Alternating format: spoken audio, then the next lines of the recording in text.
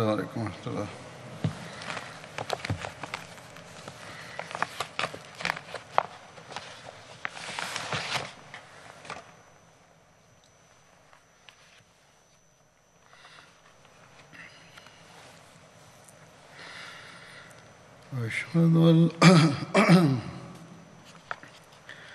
أشهد أن لا إله إلا الله وحده لا شريك له وأشهد أن محمدا عبده ورسوله أما بعد فأعوذ بالله من الشيطان الرجيم بسم الله الرحمن الرحيم الحمد لله رب العالمين الرحمن الرحيم مالك يوم الدين إياك نعبد وإياك نستعين اهدنا الصراط المستقيم صراط الذين أنعمت عليهم غير المغضوب عليهم ولا الضالين يريدون ليطفئوا نور الله بأفواههم والله متم نوره ولو كره الكافرون هو الذي أرسل رسوله بالهدى ودين الحق ليظهره على الدين كله ولو كره المشركون.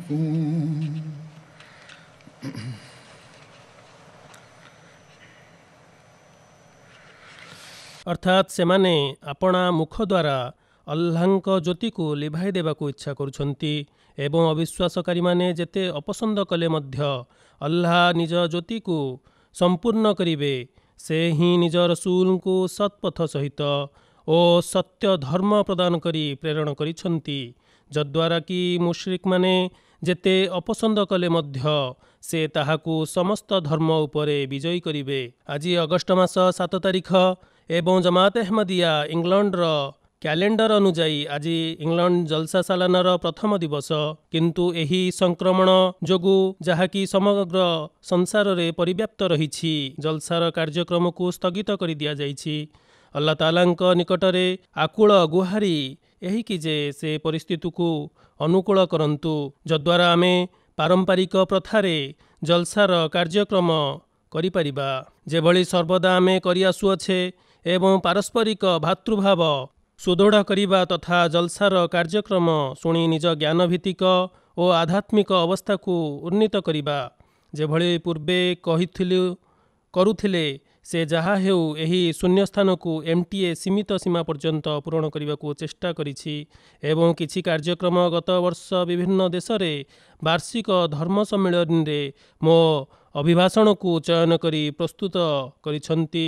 ଏଥିରେ କିଛି ସିଧା ପ୍ରସାରଣ ମଧ୍ୟ ରଖାଯାଇଛି, ଯଦ୍ୱାରା ଜମାତର ସଦସ୍ୟମାନଙ୍କ ଧାର୍ମିକ ଓ ଭୌତିକ ଜ୍ଞାନର ତୃଷ୍ଣା ନିବାରଣ କରିବାରେ ସହାୟ ହେବ। ତେଣୁ ଏହି 3 ଦିନ ଘରେ ବସି ବିଶେଷ ଭାବରେ ଏହି କାର୍ଯ୍ୟକ୍ରମ ଗୁଡ଼ିକୁ ଦେଖନ୍ତୁ। ଏଥିସହିତ ମୋର ଏଥିପ୍ରତି ଧ୍ୟାନ କେନ୍ଦ୍ରିତ ହେଲା ଯେ ବର୍ଷ ସାରା ପ୍ରଭୁଙ୍କର ଯେଉଁ କୃପା ବର୍ଷଣ ହେଉଛି, ଗତ ବର୍ଷର ରିପୋର୍ଟ ଉପସ୍ଥାପନ କରିବା ପରିବର୍ତ୍ତେ ଚଳିତ ବର୍ଷର ରିପୋର୍ଟ ଏହି ଖୁତବାରେ ଉପସ୍ଥାପନ କରେ, ଯାହାକି ସଦସ୍ୟମାନଙ୍କ ବିଶ୍ୱାସରେ ଅଭିବୃଦ୍ଧିର କାରଣ ସାବ୍ୟସ୍ତ ହେବ।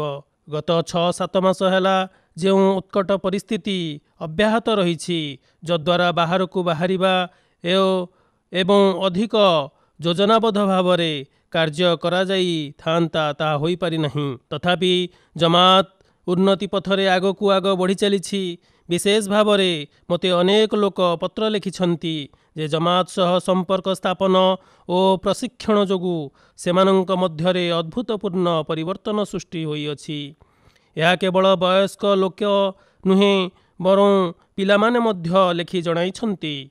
से जहा हेउ जलसार द्वितीय दिन मु जमातर उन्नति और अभिवृद्धि संक्रांत जो रिपोर्ट उपस्थापन करे जार अधिकांश अंश समयर अभाव जोगु रही जाई थाए। एथर मु निष्पत्ति नेली जे खुतबा जुम्मारे ही ताहार किछि अंश उपस्थापन करिदेबी एवं बाकी अंश रविवार दिन संध्या बेले थिबा सीधा प्रसारण रे ताहाकू समाप्त करिनेबी। जदिच उभय कार्यक्रम रे पूर्ण विवरणी उपस्थापन करिबा संभव नुहे तथापि केवल केतेक विश्वासवर्धक घटनावली इंशाअल्लाह ताला उपस्थापन करिबी। उक्त रिपोर्ट उपस्थापन करिबा पूर्वरु मु हजरत मसीह मौऊद अलैहिस्सलातु वस्सलाम कर किछि कथन चर्चा करिबा को चाहे जेउथिरे उपरोक्त पंक्तिर स्पष्टीकरण उल्लेख रहिछि जेउथिरे हुजूर अलैहिस्सलाम को स्पष्ट और स्वच्छ वर्णना रहिछि जे इस्लाम रो प्रचार निमंते वर्तमान इस्लाम रो एही द्वितीय पर्याय रे जहा कि आपणक सह संश्लिष्ट ताहा समस्त प्रकार बाधा विघ्न और विरोधाचरण सत्वे इंशाअल्लाह ताला प्रसार लाभ करिवो एवं यह प्रभुंकर अंगीकार जहा निश्चित रूपे पूरण हेबो।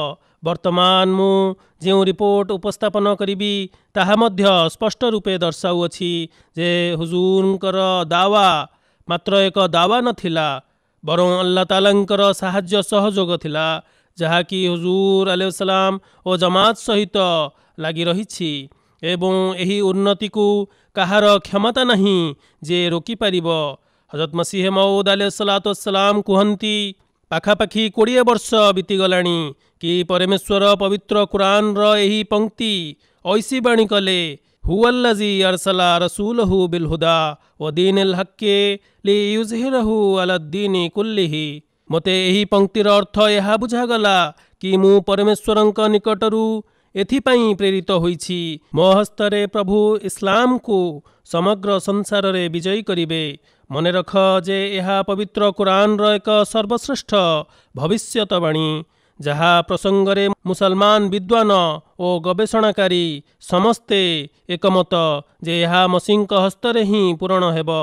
तेणु जेभଳି साधु सन्थ मो पूर्वरु बाहुड़ी जाइछन्ति सेमानंक मध्यरु केही जणे हेले मध्य मसीह हेबार घोषणा करि नाहांती एवं केही हेले उक्त पंक्तिर आख्या पाइबार दावा कले नहीं किंतु मते एही भविष्यतवाणी हेला एवं मते दर्शागला कि तुमे ही एही पंक्ति र चरितार्थ तुम हस्तरे ओ तुम जुगरे इस्लाम र श्रेष्ठता अन्य धर्म उपरे प्रतिपादित हेबो। वर्तमान इस्लाम ही एकमात्र जीवित धर्म एवं एही धर्म रे ही सर्वदा बसंत ऋतुर आगमन होइथाए जेतेबेले ताहार वृक्षमान सबुजिमा होई जाए ओ से सुंदर स्वादिष्ट फल प्रदान करिथाए।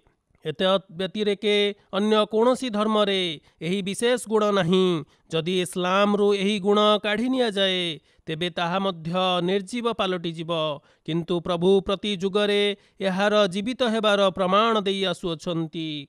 सुतरां सांप्रतिक जुगरे मध्य प्रभु एही जमात्र स्थापन करी ताहार प्रमाण देइछन्ति जद्वारा परमेश्वरंक ब्रह्म ज्ञान अभिवृद्धि घटिब एवं एभଳି आस्था उत्पन्न हेब जहा कि मंद ओ अपवित्रता को भस्म करी पुण्य ओ पवित्रता को प्रसारित करिब।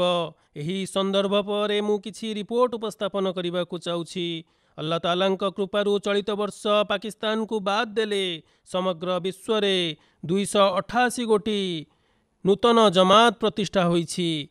एतद् व्यतीत 1040 रु अधिक नूतन स्थान रे प्रथम थर पई अहमदिया जमात चारा रोपण करा जाइछि।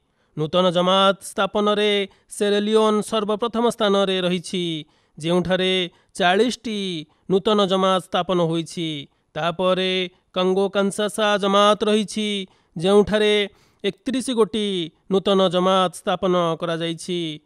ତୃତୀୟ ସ୍ଥାନରେ ଘାନା ରହିଛି, ଯେଉଁଠାରେ 23ଟି ଜମାତ ପ୍ରତିଷ୍ଠା ହୋଇଛି। ଏତଦ୍‌ବ୍ୟତୀତ ଅନ୍ୟାନ୍ୟ ଦେଶମାନଙ୍କରେ ମଧ୍ୟ ନୂତନ ଜମାତ ସ୍ଥାପିତ କରାଯାଇଛି, ଯେଉଁଥିରେ Gambia, Liberia, Benin, Ivory Coast, Niger, Senegal, Guinea Bissau, Tanzania, Guinea Conakry, Nigeria, Togo, Cameroon, Congo, Uganda ଏହିପରି ଅନେକ ଦେଶମାନ ରହିଛନ୍ତି। କଙ୍ଗୋ କାନ୍ସାସାର ଆମ ମୌଲବୀ ହମିଦ ଅହମଦ ସାହେବ କୁହନ୍ତି, ନିକଟସ୍ଥ ଏକ ଗ୍ରାମ ଲୋକି ଗାଗୋର ସୁନି ଇମାମ ଉସ୍ମାନ ସାହେବ ରେଡ଼ିଓ FM-ରେ ଆମ ବାର୍ତ୍ତା ଶୁଣିଲେ। ସେ ଆସି ଆମ ମସଜିଦରେ ପହଞ୍ଚିଗଲେ ଏବଂ ବିଭିନ୍ନ ପ୍ରଶ୍ନ ପଚାରିବା ଆରମ୍ଭ କରିଦେଲେ। ଏଥିରେ ଆମେ ତାଙ୍କୁ ସମସ୍ତ ପ୍ରଶ୍ନର ସାନ୍ତ୍ୱନାମୂଳକ ଉତ୍ତର ପ୍ରଦାନ କରିବା ସହିତ ସୱାହିଲି ଭାଷାରେ ଅନୁବାଦ ହୋଇଥିବା ଜମାତ୍ର ପବିତ୍ର କୁରାନ ଉପହାର ସ୍ୱରୂପ ପ୍ରଦାନ କଲୁ ତଥା ଅନ୍ୟାନ୍ୟ ପୁସ୍ତକମାନ ମଧ୍ୟ ପଢ଼ିବା ପାଇଁ ଦିଆଗଲା। ସେଗୁଡ଼ିକର ଅଧ୍ୟୟନ କରିବା ପରେ ଆଲ୍ଲାହଙ୍କ କୃପାରୁ ସେ ବୟତ କରିନେଲେ ଏବଂ ପ୍ରତିଶ୍ରୁତି ଦେଇଗଲେ ଯେ ଏଠାରୁ ଯାଇ ନିଜ ଗ୍ରାମରେ ଜମାତର ପ୍ରଚାର ପ୍ରସାର କାର୍ଯ୍ୟ କରିବି ଏବଂ ସେ ସେହିପରି ହିଁ କଲେ। ଫଳତଃ ତାଙ୍କ ଗ୍ରାମରେ ବର୍ତ୍ତମାନ 20ରୁ ଅଧିକ ଲୋକ ବୟତ କରି ଜମାତ ଅହମଦିୟାରେ ଅନ୍ତର୍ଭୁକ୍ତ ହୋଇଗଲେଣି। ଗାମ୍ବିଆର ଅମୀର ସାହେବ ଲେଖିଛନ୍ତି, ରମଜାନ ମାସରେ ଗୋଟିଏ ରିଜିୟନର ମୌଲବୀ ଓ ସଦର ସାହେବ ମିଳିତ ହୋଇ ଏକ ପ୍ରୋଗ୍ରାମ ପ୍ରସ୍ତୁତ କଲେ ଏବଂ ପ୍ରଚାରରେ ଗୋଟିଏ ଗ୍ରାମକୁ ଚାଲିଗଲେ। ସେଠାକାର ଜଣେ ବୟସ୍କ ବ୍ୟକ୍ତି ତାଙ୍କୁ ଦେଖି କହିଲେ, ଆପଣମାନଙ୍କ ଆଗମନକୁ ନେଇ ମୁଁ ଅତି ଆନନ୍ଦିତ, କାରଣ ଏହି ପ୍ରଚାର କାର୍ଯ୍ୟ ଯାହାକି ଆପଣମାନେ କରୁଛନ୍ତି ବାସ୍ତବରେ ଏହା ହୁଜୁର ସଲ୍ଲଲ୍ଲାହୁ ଆଲୈହି ವಸಲ್ಲମଙ୍କ ସୁନ୍ନତ ଏବଂ ଏଥିଯୋଗୁଁ ହୁଜୁର ସଲ୍ଲଲ୍ଲାହୁ ଆଲୈହି ವಸಲ್ಲମ ମକ୍କାରୁ ମଦିନା ପ୍ରବାସ କରିଥିଲେ, ଯଦ୍ୱାରା ଇସଲାମ ପ୍ରସାର ଲାଭ କଲା। ଏହା ଆଫ୍ରିକୀୟମାନଙ୍କ ଢଙ୍ଗ ନିଜ କଥା ଉପସ୍ଥାପନ କରିବାର। ତେବେ ସେ କହିଲେ, ଆପଣମାନେ ମଧ୍ୟ ପ୍ରବାସ କରି ଏଠାରେ ଇସଲାମର ପ୍ରଚାର କରୁଛନ୍ତି, ଯାହାକି ବାସ୍ତବିକ ରୂପେ ଇସଲାମର ପ୍ରଚାର ଅଟେ। ଆପଣମାନେ ଇମାମ ମେହେଦୀଙ୍କ ଆଗମନର ଯେଉଁ ଶିକ୍ଷା ଉପସ୍ଥାପନ କଲେ ତାହା ପ୍ରକୃତ ଇସଲାମର ଶିକ୍ଷା।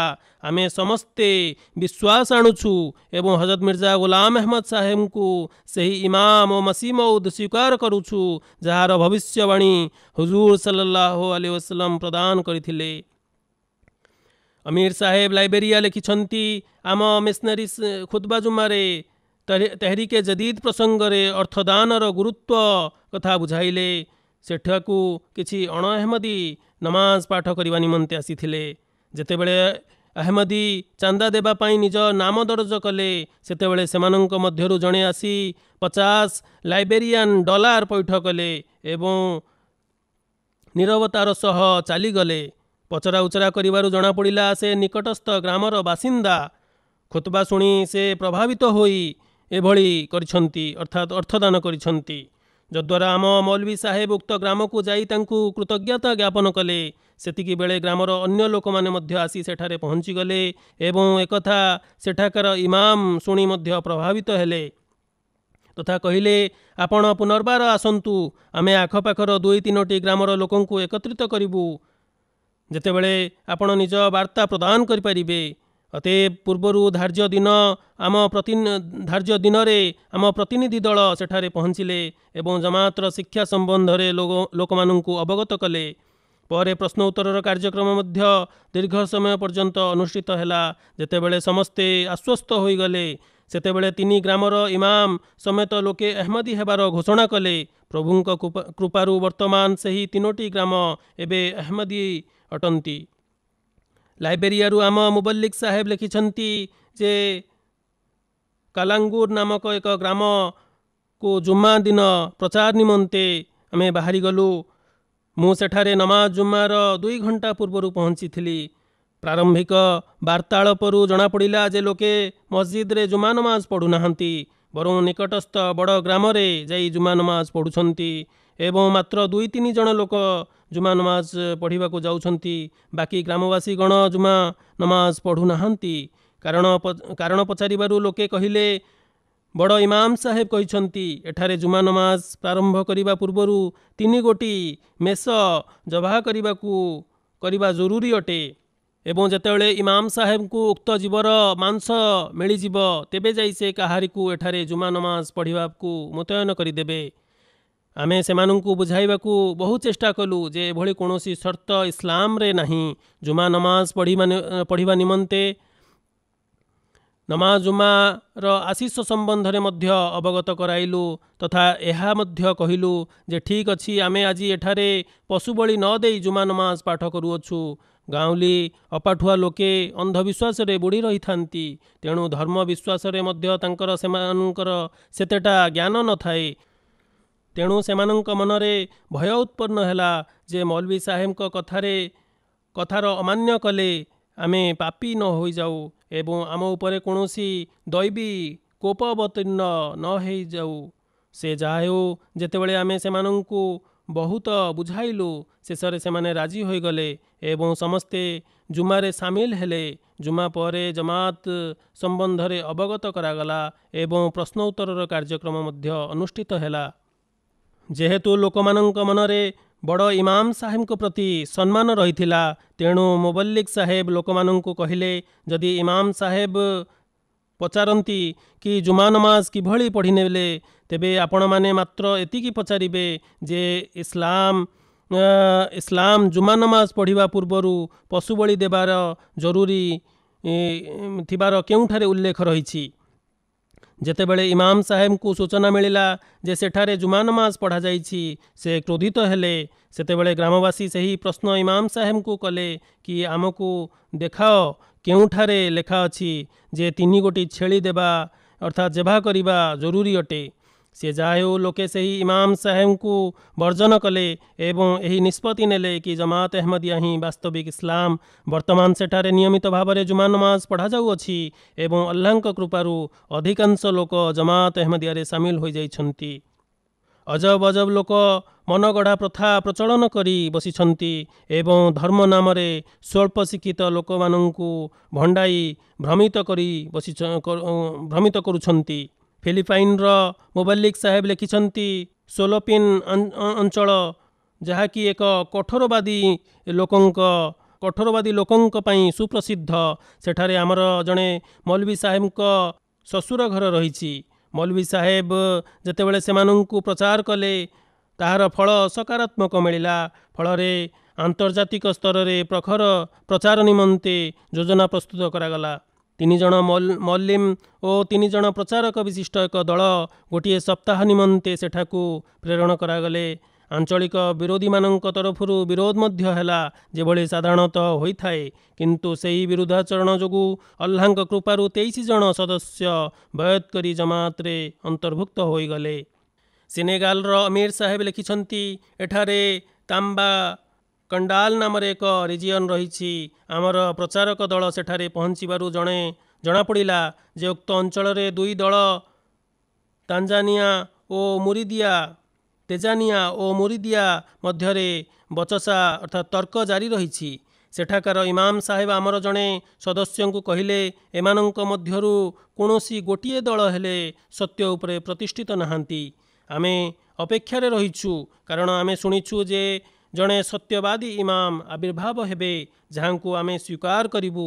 ଯେତେବେଳେ ଆମ ଦଳ ପ୍ରଚାର କାର୍ଯ୍ୟ ଆରମ୍ଭ କଲେ ଓ ପ୍ରଶ୍ନ ଉତ୍ତରର କାର୍ଯ୍ୟକ୍ରମ ଆରମ୍ଭ ହେଲା, ଆମ ଦଳ ନିକଟରେ ମୌଲବୀ ନଜିର ମୁବଶିର ସାହେବଙ୍କ ପୁସ୍ତକ ଅଲ୍ କୌଲୁ ମସି ଶରୀଫି ଜୁହୁରୁଲ ମେହଦୀ ଓ ମସି ତଥା କାଏଦା ୟସନଲ କୁରଆନ ସେଠାକାର ଇମାମ ସାହେବ କିଣିନେଲେ। ତାପରେ ଆମର ପ୍ରଚାର ଦଳ ସେଠାରୁ ଫେରିଆସିଲା। 2 ଦିନ ପରେ ଇମାମ ସାହେବ ଫୋନ୍ କରି ଡକାଇଲେ ଏବଂ କହିଲେ, ଆମକୁ ମଡଙ୍ଗା ଭାଷାରେ ଅନୁବାଦିତ କୁରାନ ଦରକାର, ତାହା ସାଥିରେ ନେଇ ଆସିବେ। ଦ୍ୱିତୀୟ ଦିନ ଯେତେବେଳେ ଆମର ପ୍ରଚାର ଦଳ ସେଠାରେ ପହଞ୍ଚିଲା, ସେମାନେ କହିଲେ, ଆମେ ଯାହାଙ୍କ ଅପେକ୍ଷାରେ ଥିଲୁ ତାହା ଏହି ଜମାତ, କାରଣ ମୁଁ ଆପଣଙ୍କ ପୁସ୍ତକ କୁରାନର ଅଧ୍ୟୟନ କରିଛି। ଏହିପରି ସମ୍ପୂର୍ଣ୍ଣ ଗ୍ରାମ ଅହମଦୀ ହୋଇଗଲେ ଓ ଏକ ନୂତନ ଜମାତର ପ୍ରାଦୁର୍ଭାବ ହେଲା। ସେମାନଙ୍କୁ ଆଉ କିଛି କାଏଦା ଓ कुरान प्रदान करागला जद्वारा लोक माननकु कुरान शिखा जाई परिबो। ग्वाटेमालार अमीर साहेब लिखिछन्ति कुबान शहर जहाँकि एठारू 10 किलोमीटर दूर रे अवस्थित चलित वर्ष प्रथम थर सेठारे जाई जमातर प्रचार कार्य करागला एवं ग्वाटेमालार जलसा सालान से आमंत्रित करागला। अतएव सेठारू 3 जन सदस्य विशिष्ट एक परिवार ग्वाटेमाला आसिले एवं बयात करी जमात रे सामिल होईगले। एपरी सेठारे एक नूतन जमातर आरंभ हला। वर्तमान सेमाने निज पाख पड़ोसी मानंकु तबलीग करुछन्ति। सिनेगाल अमीर साहेब कहती एठारे आंचलिक मौलवी और मिशनरी माध्यम सप्ताह 1 घंटा रेडियो प्रोग्राम एवं 1 घंटा मो खुतबा प्रसारण करा जाइथाए। यह प्रचारर अत्यंत गुरुत्वपूर्ण माध्यम जहाकु देखि लोके प्रश्न मध्य पचारि थांती। चलित वर्ष एतद्वारा 20टी ग्राम रे अहमदियतर चारा रोपण होइछि एवं सेमाने केवल एथिप्रति आकर्षित होई नाहंती बरं फोन करी निज ग्राम को आम कर्मकर्ता को आमंत्रित करुछन्ति। नूतन मस्जिद निर्माण और जमात को प्राप्त होइथिबा मस्जिद अल्लाह कृपारू यार समुदाय संख्या 217 गोटी अटे। सेथिमध्यरु 124टी जमात अहमदिया निर्माण करिछि एवं बाकी 93टी पूर्व प्रस्तुत मस्जिद जमात अहमदिया को प्राप्त होइछि। समग्र विश्व रे पाखापाखि अनेक देश रे अर्थात 4टी महादेश रे प्रभुंक कृपारू आमको एही समस्त मस्जिद लाभ होइछि। ग्वाटेमाला रे दीर्घ 31 वर्ष व्यवधान पर द्वितीय मस्जिद निर्माण करिवार सुजोग मिलिछि। सेठारे 1999 मसीहारे प्रथम मस्जिद अर्थात बैते अव्वल निर्माण करा जाइथिला। वर्तमान एही द्वितीय मस्जिद नाम मस्जिद नूर रखा जाइछि। सही अंचल रे 2015 रे जमातर वार्ता पहुंचीथिला जहाँकि उक्त देश रे अवस्थित आम केन्द्र ठारू 328 किलोमीटर दूर रे अवस्थित एवं पाखापाखि 70 किलोमीटर पहाड़िया रास्ता अतिक्रम करने पड़िथाए। रास्ता मध्य कच्चा अणओसारिया तथा अत्यंत दुर्गम। उक्त मस्जिद्र शिलान्यास 2019 मसीहा डिसेम्बर मासरे होइथिला।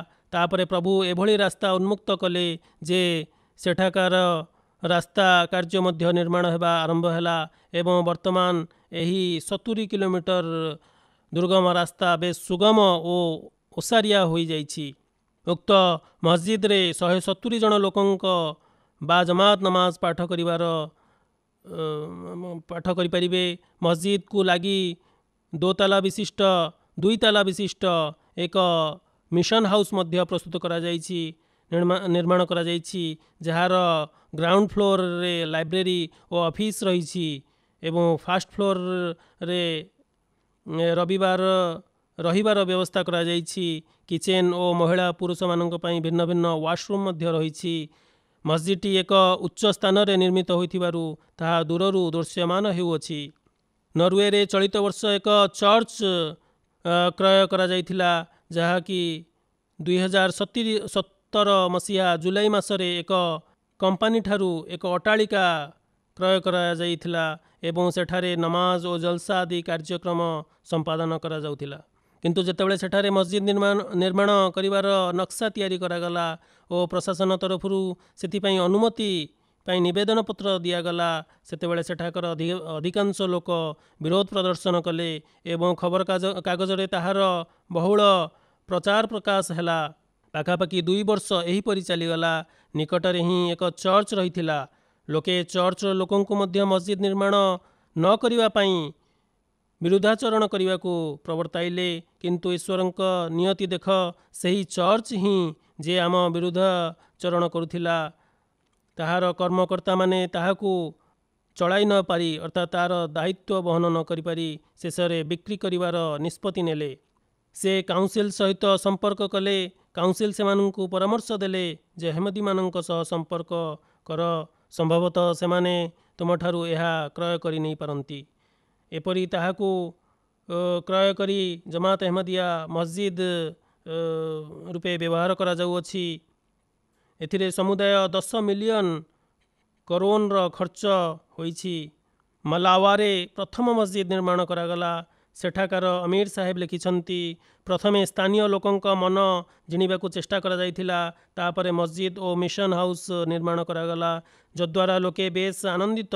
କିନ୍ତୁ କେତେକ ମନ୍ଦ ପ୍ରବୃତ୍ତି ଲୋକ ଆକ୍ରମଣ କରିଦେଲେ ଓ ନିର୍ମାଣ କାର୍ଯ୍ୟର ଆସବାବ ଉଠାଇ ନେଲେ ଅର୍ଥାତ୍ ଚୋରି କରିନେଲେ, ଯଦ୍ୱାରା ପୋଲିସର ନିର୍ଦ୍ଦେଶ କ୍ରମେ ନିର୍ମାଣ କାର୍ଯ୍ୟକୁ କିଛି ଦିନ ପାଇଁ ସ୍ଥଗିତ ରଖାଗଲା। ପୁନର୍ବାର କାର୍ଯ୍ୟ ଆରମ୍ଭ କରିବା ପୂର୍ବରୁ ସ୍ଥାନୀୟ ବାସିନ୍ଦାଙ୍କୁ ପରିସ୍ଥିତି ସମ୍ପର୍କରେ ସୂଚିତ କରାଗଲା ଏବଂ ତାହାର ସୁରକ୍ଷା କରିବାକୁ ଧ୍ୟାନ ଆକର୍ଷିତ କରାଗଲା। ଏଥିରେ ସମସ୍ତ ଲୋକମାନେ ସହମତି ପ୍ରକାଶ କଲେ ଏବଂ ହୃଦୟଙ୍ଗମ କଲେ ଯେ ବାସ୍ତବ ପକ୍ଷେ ମସଜିଦ ଆମ ଗ୍ରାମ ପାଇଁ ଏକ ପୁରସ୍କାରରୁ କିଛି କମ୍ ନୁହେଁ। ତେଣୁ ପୁନର୍ବାର କୌଣସି ଅପ୍ରୀତିକର ଘଟଣା ନ ଘଟିବ ସେଥିପାଇଁ ଆମେ ତତ୍ପର ଓ ସଜାଗ ରହିବୁ। ଏପରି ଆଲ୍ଲାହ ତାଆଲାଙ୍କ କୃପାରୁ ସେଠାରେ ଆମ ଲୋକେ ପ୍ରଚାର କାର୍ଯ୍ୟରେ ଅଗ୍ରସର ହୋଇ ଲୋକମାନଙ୍କ ସହ ସମ୍ପର୍କ ବଢ଼ାଇଲେ ଏବଂ ବାସ୍ତବିକ ଇସଲାମର ଶାନ୍ତି ଓ ପ୍ରେମର ସନ୍ଦେଶ ଲୋକମାନଙ୍କ ନିକଟରେ ପହଞ୍ଚାଇଲେ। ସେ ଯାହା ହେଉ, ମସଜିଦର ନିର୍ମାଣ କାର୍ଯ୍ୟ ସମାପ୍ତ ହୋଇ ଯେତେବେଳେ ତାହାର ଉଦ୍ଘାଟନ ହେଲା, ସେତେବେଳେ ସେଠାରେ 450ରୁ 500 ପାଖାପାଖି ଲୋକ ଉପସ୍ଥିତ ଥିଲେ। ଅର୍ଥାତ୍ ଉଦ୍ଘାଟନ ଅବସରରେ ଯେଉଁ କାର୍ଯ୍ୟକ୍ରମ ଅନୁଷ୍ଠିତ ହୋଇଥିଲା ସେଥିରେ ଏଭଳି ସଂଖ୍ୟକ ଲୋକ ଉପସ୍ଥିତ ଥିଲେ। ଉକ୍ତ ସମ୍ମିଳନୀରେ ବିଭିନ୍ନ ଜୋନ୍ର 13 ଜଣ ଚିଫ୍ ମଧ୍ୟ ଉପସ୍ଥିତ ଥିଲେ। ପୋଲିସ ଚିଫ୍ ତଥା ଅନ୍ୟାନ୍ୟ ମସଜିଦର ଇମାମ ମାନେ ମଧ୍ୟ ଯୋଗ ଦେଇଥିଲେ। ଉକ୍ତ ଅବସରରେ ଅଣ ଅହମଦୀମାନେ ମୁକ୍ତ କଣ୍ଠରେ ମତ ପ୍ରକାଶ କଲେ ଯେ ଆମମାନଙ୍କୁ ଅହମଦୀମାନଙ୍କ ପ୍ରସଙ୍ଗରେ ଭ୍ରମିତ କରାଯାଇଥିଲା କି ଏମାନେ ମୁସଲମାନ ନୁହନ୍ତି। ଏମାନଙ୍କ ଉପାସନାର ଶୈଳୀ ମୁସଲମାନଙ୍କ ଠାରୁ ଭିନ୍ନ, କିନ୍ତୁ ଏଠାକୁ ଆସି ଆମକୁ ବିଶ୍ୱାସ ହେଲା ଯେ ଏମାନେ କେବଳ ମୁସଲମାନ ନୁହନ୍ତି ବରଂ ଅନ୍ୟ ମୁସଲମାନମାନଙ୍କୁ ମଧ୍ୟ ଶାନ୍ତିର ସହ ଜୀବନଯାପନ କରିବାକୁ ପ୍ରୋତ୍ସାହିତ କରିଥାନ୍ତି। ଏଭଳି 3ଟି ବିଭିନ୍ନ କାର୍ଯ୍ୟକ୍ରମ ଦ୍ୱାରା 3ଟି ଗ୍ରାମର 1000ରୁ ଉର୍ଦ୍ଧ୍ୱ ଲୋକ ବୟତ କରି ଜମାତ ଅହମଦିୟାରେ ସାମିଲ ହୋଇଯାଇଛନ୍ତି। ମସଜିଦ ବୈତୁଲ ଆଫିୟତ ମେକ୍ସିକୋର ରାଜଧାନୀରେ କିଛି ବର୍ଷ ପୂର୍ବେ ଏକ ଅଟ୍ଟାଳିକା କ୍ରୟ କରାଯାଇଥିଲା। ତାହା ଏକ 3 ମହଲା ବିଶିଷ୍ଟ ଅଟ୍ଟାଳିକା ଥିଲା, ଯାହାର ଗ୍ରାଉଣ୍ଡ ଫ୍ଲୋରକୁ ମସଜିଦ ରୂପେ ବ୍ୟବହାର କରାଯାଉଅଛି। ବାକି ହଲ୍କୁ ଲାଇବ୍ରେରୀ ଓ ଦପ୍ତର ଭାବରେ କାର୍ଯ୍ୟରେ ବିନିଯୋଗ ବ୍ୟବହାର କରାଯାଉଅଛି। ଆଉ କିଛି କୋଠରୀକୁ ବିଭିନ୍ନ କ୍ଲାସ୍ ପାଇଁ ବ୍ୟବହାର କରାଯାଉଅଛି। ଦ୍ୱିତୀୟ ମହଲାରେ ମୁରବୀ ସାହେବଙ୍କ ରହିବା ନିମନ୍ତେ ତଥା ତୃତୀୟ ମହଲା ଆବଶ୍ୟକ ଅନୁଯାୟୀ ଉପଯୋଗ କରିବା ପାଇଁ ନିର୍ଦ୍ଦିଷ୍ଟ କରାଯାଇଛି। ଅମୀର ସାହେବ ମାଲି ଲେଖିଛନ୍ତି, ଆମ କେନ୍ଦ୍ରଠାରୁ 3 କିଲୋମିଟର ଦୂରରେ ଅବସ୍ଥିତ ଏକ ଜମାତ ଟେମା ରହିଛି। ସେଠାରେ 4 ବର୍ଷ ପୂର୍ବେ ଏକ ମସଜିଦ ନିର୍ମାଣ କାର୍ଯ୍ୟ ଆରମ୍ଭ ହୋଇଥିଲା, କିନ୍ତୁ ଶେଷ ପର୍ଯ୍ୟାୟ ଅର୍ଥାତ୍ ମିନାରା ଓ ଫିନିସିଂ କାମ ବେଳକୁ ଗ୍ରାମର ଚିଫ୍ କହିଲେ ମସଜିଦ କାର୍ଯ୍ୟ ବନ୍ଦ କରିଦିଅନ୍ତୁ, କାରଣ ଅନେକ ଲୋକ ତାଙ୍କୁ ଓ ମେୟର ସାହେବଙ୍କୁ ଜମାତ ବିରୁଦ୍ଧରେ ବିଭିନ୍ନ କଥା କହିଛନ୍ତି, ଯଦ୍ୱାରା କାମ ବନ୍ଦ ହୋଇଗଲା ଓ 3 ବର୍ଷ ପର୍ଯ୍ୟନ୍ତ ଚେଷ୍ଟା ଚାଲୁ ରହିଲା। ଶେଷରେ ଚିଫ୍ ସହ ସମ୍ପର୍କ ଓ ଅନ୍ୟାନ୍ୟ ଉପାୟ ଅବଲମ୍ବନ କରିବା ଦ୍ୱାରା ମସଜିଦ ନିର୍ମାଣ କରିବାର ଅନୁମତି ମିଳିଗଲା। ଚିଫ୍ ମଧ୍ୟ କହିଲେ, 3 ବର୍ଷ ଆପଣମାନେ ବେଶ ଧୈର୍ଯ୍ୟର ସହ କାମ ନେଲେ, ସମ୍ପର୍କ ସ୍ଥାପନ କଲେ। ସେ ଆମ ଲୋକମାନଙ୍କର ପ୍ରଶଂସା କଲେ ଓ ତାଙ୍କ ଅତିରିକ୍ତ କର୍ମଚାରୀମାନେ ଜମାତକୁ କ୍ଷମା ମାଗିଲେ ଯେ ଆପଣଙ୍କୁ ଏତେ ସମୟ ଅପେକ୍ଷା କରିବାକୁ ପଡ଼ିଲା ଓ କାର୍ଯ୍ୟ ବନ୍ଦ ରଖିବାକୁ ପଡ଼ିଲା। ବର୍ତ୍ତମାନ ଆଲ୍ଲାହଙ୍କ କୃପାରୁ ସେଠାରେ ନିୟମିତ ଭାବରେ ସାମୂହିକ ନମାଜ ପାଠ କରାଯାଉଅଛି। ଅମୀର ସାହେବ ତାଞ୍ଜାନିଆ ଲେଖିଛନ୍ତି, ଚଳିତ ବର୍ଷ ତାଙ୍କ ରିଜିୟନର 2ଟି ଜମାତକୁ ମସଜିଦ ନିର୍ମାଣ କରିବାର ସାମର୍ଥ୍ୟ ଲାଭ ହୋଇଥିଲା। ମସଜିଦ ନିର୍ମାଣ ହେବା ପୂର୍ବରୁ ସେଠାକୁ ସୁନ୍ନି ମୌଲବୀ ଆସି ଲୋକମାନଙ୍କୁ ଭ୍ରମିତ କରୁଥିଲେ କି ଜମାତ ଅହମଦିୟା ଏକ ଛୋଟ ଜମାତ, ସେମାନଙ୍କ ନିକଟରେ ମସଜିଦ ତିଆରି କରିବାକୁ ଅର୍ଥ ନାହିଁ। କିନ୍ତୁ ଯେତେବେଳେ ସେଠାରେ ମସଜିଦ ନିର୍ମାଣ କାର୍ଯ୍ୟ ଆରମ୍ଭ ହେଲା, ସେତେବେଳେ ସ୍ଥାନୀୟ ବାସିନ୍ଦା ତାହା ଦେଖି ଆଶ୍ଚର୍ଯ୍ୟଚକିତ ହେଲେ। ଲୋକେ ପରସ୍ପର ସହ କଥାଭାଷା ହେଲେ ଯେ ନିଶ୍ଚିତ ରୂପେ ଏମାନଙ୍କ ନିକଟରେ କୌଣସି ଦିବ୍ୟ ଶକ୍ତି ରହିଛି, ଯଦ୍ୱାରା ଏତେ ସ୍ୱଳ୍ପ ସମୟ ମଧ୍ୟରେ ଏମାନେ ଏଭଳି ସୁନ୍ଦର ମସଜିଦ ନିର୍ମାଣ କରିଦେଇଛନ୍ତି। ଆମେ ତ ନମାଜ ପଢ଼ିବା ପାଇଁ ଗୋଟିଏ ତମ୍ବୁ ଟାଣିପାରୁନାହେଁ, ତାହେଲେ ସେମାନେ ଅନ୍ୟାନ୍ୟ ଉପାୟମାନ ଅବଲମ୍ବନ କରି ଭୟଭୀତ କରିବାକୁ ଚେଷ୍ଟା କଲେ କି ଅହମଦୀମାନଙ୍କଠାରୁ ବର୍ତ୍ତି ରୁହ, ନଚେତ୍ सेमाने समग्र अंचल निज प्राधान्य विस्तार करिनेबे किंतु लोके सेमानंक कथाकू तिले मात्र भ्रुक्षेप कले नहीं। बुर्किना फासोर अमीर साहेब लिखिछंती एठारे मस्जिद्र निर्माण कार्य चलीछि एवं प्रत्येक लोक भिन्न उत्साहर सह एथिरे भाग नेउछंती। लोके अर्थदान करी सेवा कर्म और पुण्य अर्जन करिबारे माति रहिछंती। दिने 2 जन वयोज्येष्ठ अहमदी आसिले। सेमानंक हातरे 2टी कुकुड़ा और किछि अंडा थिला। सेमाने कहिले आम निकटरे एतिकी संबल रहिछि, तेणु आमठारु मस्जिद निर्माण कार्य निमंते एहाकू ग्रहण करा जाऊ। आमे मध्य पुण्य अर्जन करिबारे सामिल हेबाकू चाहुछु। मौलवी साहेब ताहा तांकठारु नेई रसीद काटिदेले। देखंतु 100 वर्ष परे आफ्रिकार गरीब देशमानंकरे सेही उदाहरण पुनराय देखिबाकू मिलुअछि, जहाँकि 100 वर्ष पूर्वे कादियान रे देखिबाकू मिलुथिला। जदि एसबू देखा जाए अर्थात केही निज बुद्धिर चक्षु उन्मुक्त करी देखे एवं चिंता करे, तेबे से स्वीकार करिनब जे यहा सत्य धर्म नुहे तो आउ कौन। देख प्रभु लोकमानंक मनरे बलिदान करिबार उत्साह किभଳି जाग्रत करि चलिछंती। तांजानियार रेंगा रिजियन रो मौलवी साहेब लिखिछंती चलित वर्ष अप्रैल मासरे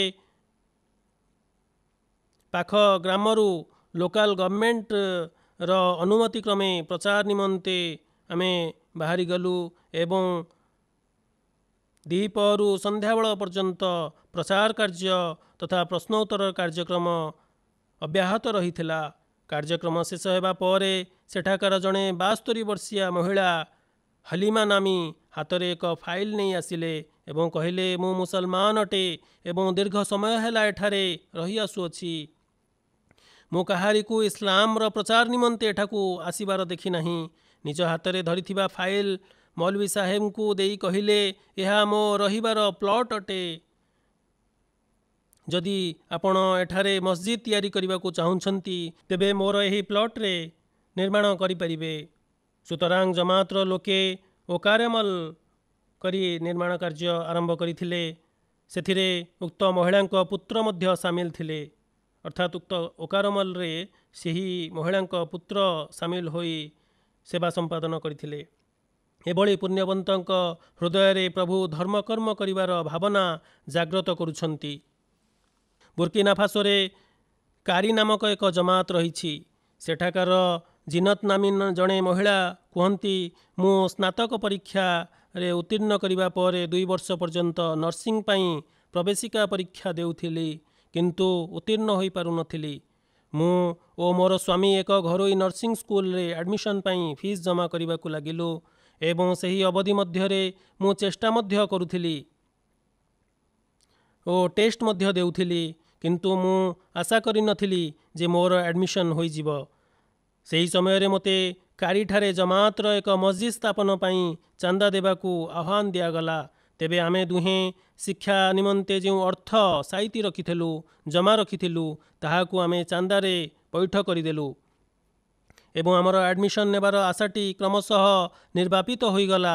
से कहती जे वर्तमान 2 सप्ताह बीती नथिला कि मते स्वास्थ्य विभाग तरफरु फोन आसिला कि आपणको सीधा सड़क रूपे बछा जाइछि एवं आपणक शिक्षार समस्त खर्च सरकार वहन करिवे।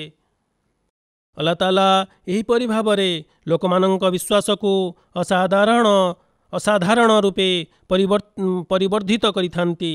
अल्लाह तालांक कृपारू चलित वर्ष 97टी मिशन हाउस र मध्य अभिवृद्धि घटिछि एवं मिशन हाउस रे किंबा तबलीग केन्द्र रे सर्वप्रथम स्थान हेउछि घानार, पुनश्च इंडोनेशिया, भारत, सेरालियोन, कंगो किन्सासा,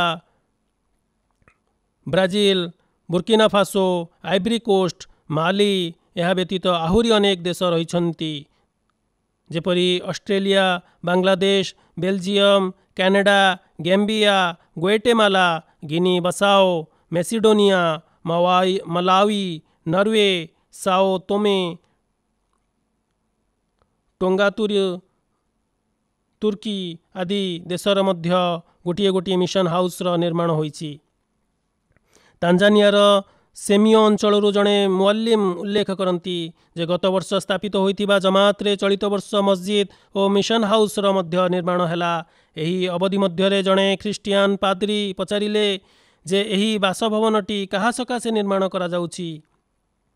ଯେତେବେଳେ ତାଙ୍କୁ କୁହାଗଲା ଯେ ଜମାତର ଜଣେ ମୁଆଲ୍ଲିମଙ୍କ ରହିବା ପାଇଁ ବାସଗୃହ ନିର୍ମାଣ କରାଯାଉଛି, ପ୍ରତି ଉତ୍ତରରେ ସେ ଆଶ୍ଚର୍ଯ୍ୟଚକିତ ହେଲେ ଏବଂ କହିଲେ ଗ୍ରାମର ଖ୍ରୀଷ୍ଟିଆନ ସମ୍ପ୍ରଦାୟର 6ଟି ଗିର୍ଜାଘର ରହିଛି ଏବଂ ଉକ୍ତ ଗ୍ରାମରେ ଦୀର୍ଘ ଦିନ ଧରି ଅନେକ ଧର୍ମାବଲମ୍ବୀମାନେ ରହି ଆସୁଛନ୍ତି। ତନ୍ମଧ୍ୟରୁ କୌଣସି ସମ୍ପ୍ରଦାୟକୁ ଏହି ସାମର୍ଥ୍ୟ ଓ ସୌଭାଗ୍ୟ ପ୍ରାପ୍ତ ହୋଇନାହିଁ ଯେ ସେମାନେ ନିଜ ପାଦ୍ରୀଙ୍କ ପାଇଁ ଏକ ବାସଗୃହଟିଏ ନିର୍ମାଣ କରିପାରିବେ। ନିଃସନ୍ଦେହରେ ଆପଣମାନେ ନିଜର ଧାର୍ମିକ ବିଦ୍ୱାନମାନଙ୍କୁ ବହୁତ ସମ୍ମାନ ପ୍ରଦର୍ଶନ କରୁଛନ୍ତି ଏବଂ ଆପଣମାନଙ୍କର ଆଦର୍ଶ ସ୍ଲୋଗାନ ଅର୍ଥାତ୍ ପ୍ରେମ ସଭିଙ୍କ ପାଇଁ ଘୃଣା କାହାରିକୁ ନୁହେଁ ଉପରେ ସମ୍ପୂର୍ଣ୍ଣ ରୂପେ କାର୍ଯ୍ୟକାରୀ କରୁଛନ୍ତି ଏବଂ ଏଭଳି ଆଦର୍ଶକୁ ଅନ୍ୟମାନେ ମଧ୍ୟ ଅନୁସରଣ କରିବା ଉଚିତ। ଜମାତ ଅହମଦିୟାର ଏକ ବିଶିଷ୍ଟ ଗୁଣାବଳୀ ହେଉଛି ଓକାରମଲ। ଚଳିତ ବର୍ଷ ଆଫ୍ରିକାର ବିଭିନ୍ନ ଦେଶରେ ମସଜିଦ ଓ ମିଶନ ହାଉସଗୁଡ଼ିକ ନିର୍ମିତ ହୋଇଛି ଏବଂ ଅନ୍ୟ କାମ ସବୁ ଅବ୍ୟାହତ ରହିଛି। ତନ୍ମଧ୍ୟରୁ 148 ରାଷ୍ଟ୍ରରୁ ପ୍ରାପ୍ତ ରିପୋର୍ଟ ଅନୁଯାୟୀ 114ଟି ଦେଶରେ 41,111ଟି ଓକାରମଲ ହୋଇଥିଲା, ଯଦ୍ୱାରା 52,13,000 US ଡଲାରର ସଞ୍ଚୟ ହୋଇଛି। ବର୍ତ୍ତମାନ ଯଦି ଆଫ୍ରିକାରେ କୌଣସି ମସଜିଦ ନିର୍ମାଣ ହେଉଛି, ଯଦି ତାହାର ଖର୍ଚ୍ଚକୁ ଲକ୍ଷ୍ୟ କରାଯାଏ, ତେବେ ଏହାର ଅର୍ଥ ପ୍ରାୟ ଓକାରମଲ ଅର୍ଥରୁ ଯେଉଁ ଲାଭ ହୋଇଛି ତହିଁରୁ ଅଧିକ ସଂଖ୍ୟକ ମସଜିଦ ନିର୍ମାଣ କରିବାକୁ ଆଲ୍ଲାହ ତାଆଲା ଜମାତକୁ ସାମର୍ଥ୍ୟ ପ୍ରଦାନ କରିଛନ୍ତି। ସେହିପରି ଆଲ୍ଲାହ ତାଆଲା ଆମର ଧନ ଜୀବନରେ ମଧ୍ୟ ଅଜସ୍ର ବରକତ ପ୍ରଦାନ କରୁଛନ୍ତି। କେନ୍ଦ୍ରୀୟ ପ୍ରତିନିଧିମାନେ ମଧ୍ୟ ଯାତ୍ରା କରିଛନ୍ତି ଏବଂ ପୃଥିବୀର ଅସଂଖ୍ୟ ଦେଶରେ ଯାତ୍ରା ହୋଇଛି ଯେଉଁଠି କେନ୍ଦ୍ରୀୟ ପ୍ରତିନିଧିମାନେ ଯାଇଛନ୍ତି।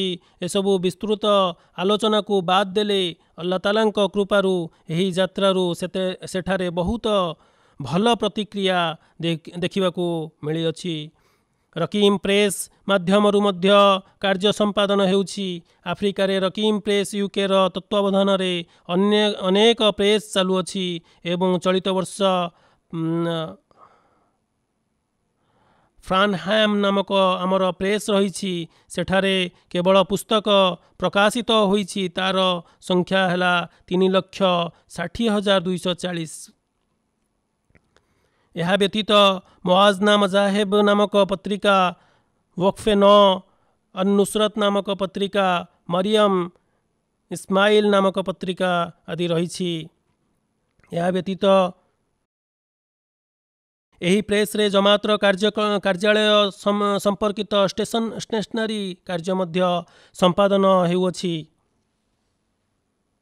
ୟସନଲ କୁରାନର ଯେଉଁ ପତ୍ର ସବୁ ପ୍ରାପ୍ତ ହୋଇଛି, ସେହି ଶୈଳୀରେ ପବିତ୍ର କୁରାନର ମଧ୍ୟ ପ୍ରକାଶନ ହେଉଛି।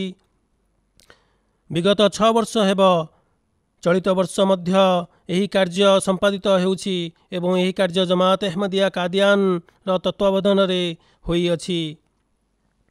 ଏଥିପାଇଁ ଆମର ଏକ ଫଣ୍ଟ ଯାହାକି ଗ୍ରହଣୀୟ ପତ୍ରାନୁଯାୟୀ ହେବ ଓ ବର୍ଡର ତଥା ତାହାର ଜିଲ୍ଦ ଅର୍ଥାତ୍ ବାଇଡିଂ ବହୁତ ସୁନ୍ଦର ପ୍ରସ୍ତୁତ କରାଯାଇଛି। ଏଠାରେ ଯେତେ ସଂଖ୍ୟାରେ ୟୁକେକୁ ଆସିଛି ଅର୍ଥାତ୍ ଉକ୍ତ କୁରାନ, ତାହାର ଅଧିକା ଚାହିଦା ରହିଛି ଏବଂ ଶୀଘ୍ର ଶୀଘ୍ର ବିକ୍ରି ହେଉଅଛି। ଆମେ ଏହା ଆଶା କରୁଛୁ କି ଏହାର ଦ୍ୱିତୀୟ ସଂସ୍କରଣ ମଧ୍ୟ ଖୁବ୍ ଶୀଘ୍ର ପ୍ରକାଶ କରିବାକୁ ପଡ଼ିବ, କାରଣ ଏହାର ଜିଲ୍ଦ ବାଇଡିଂ ନିଆରା ପ୍ରସ୍ତୁତ କରାଯାଇଛି ଓ ଦେଖିବାକୁ ଖୁବ୍ ସୁନ୍ଦର ହୋଇଛି। କାଗଜ ମଧ୍ୟ ବେଶ ଉତ୍ତମ ରହିଛି। ଯେଉଁଠି ମୁଁ କହିଲି କି ଏହି କୁରାନ କରିମ୍ର ଫଣ୍ଟକୁ ୟସନଲ କୁରାନର ଫଣ୍ଟ ଅନୁସାରେ ମୁଦ୍ରିତ କରାଯାଇଛି। ଯେଉଁ ଅକ୍ଷର ଗ୍ରହଣୀୟ ତାହାର ନାମ ରଖାଯାଇଛି ଏବଂ ଏହା ହେଉଛି ଜମାତ ଅହମଦିୟାର ବିଶେଷ ଲେଖା, ଯାହାକି ଅନ୍ୟ ସ୍ଥାନମାନଙ୍କରେ ଉପଲବ୍ଧ ନୁହେଁ। जहाँ पढ़िबा पई अत्यंत सरल तथा उपयोगी। जेपरि मु कहली कि उक्त दिगरे भारतर जमात अहमदिया कादियानर प्रकाशन संस्था बहुत परिश्रम सहित ए दिगरे कार्य करिछि। सेहीपरि भावरे एठारे रकीम प्रेसर सहायता पई तुर्कीर मोहम्मद नामक जड़े अहमदी बंधु रहिछन्ति जे मुद्रण कार्य बहुत साहाय्य सहयोग करिछन्ति। आगकु मध्य इंशाअल्लाह ताला अनुवादर सहित मुद्रित हेबाकु थिबा कुरान करीम मध्य एही फॉन्ट रे मुद्रित कराजिबो। तत्सहित सेही अक्षर सहित मौलवी हजरत शेर अली साहेब का अनुवाद मध्य सेही भली अक्षर लेखार अनुमति सह प्रस्तुत होइछि। इंशाअल्लाह ताला खूब शीघ्र मुद्रण निमंते छापाकल को पठाई दिया जिवो। सेहीपरि हजरत मीर मोहम्मद इसहाक साहेब का आक्षरिक अनुवाद पई मध्य एहीपरि पद्धति को अवलंबन कराजिवो एवं व्यवहार कराजिवो। यार प्रस्तुति मध्य चलिछि। पाकिस्तान रे आमर कुरान करीम पढ़िबाकू मुद्रण करिबाकू तथा रखिबा पई जेते सबु कटकणा मान प्रशासन तरफ लगा जाउअछि। अल्लाह ताआलाଙ୍କ कृपारु अधिकरु अधिक आम मानंकु से उक्त मार्गरे अर्थात एई दिगरे आम पथ सुगम करि चलिछन्ति। वर्तमान रकीम प्रेस इंग्लैंडर तत्वावधान रे आफ्रिकार 8टी देश जेपरि Ghana, Nigeria, Tanzania, Sierra Leone, Ivory Coast, Gambia, Burkina Faso और बेनिन भली देश रे उक्त प्रेस कार्य संपादन करुअछि एवं सेमानंकु मिशनरी भावरे मध्य उपलब्धि करा जाइछि।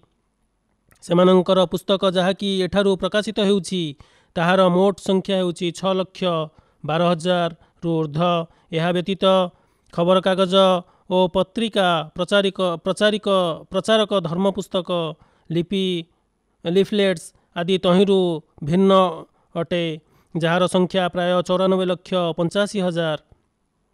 एही समय रे गैम्बिया रे घरोई कार्य व्यतीत स्थानीय स्वास्थ्य मंत्रालय पई कोविड-19 रो सचेतन तथा सतर्कता पई केतेक सतर्कतामूलक टिप्पणी उपरे आधारित पैम्पलेट्स आदि मुद्रण पई सरकार आदेश देइथिले कारण अन्य प्रकाशन संस्था और प्रेस गुड़िक बंद रहिथिला। एणु सरकार आम सहित जोगाजोग करी कहिले जे आपणक संस्था लिफलेट्स प्रकाश करंतु। तेणु सरकार को मध्य साहाय्य करा जाइछि। सेहीपरि प्रकाशन विभाग अधीन जो सबु कार्य रहिछि 93टी देशरू प्राप्त रिपोर्ट अनुजाई 407 गोटी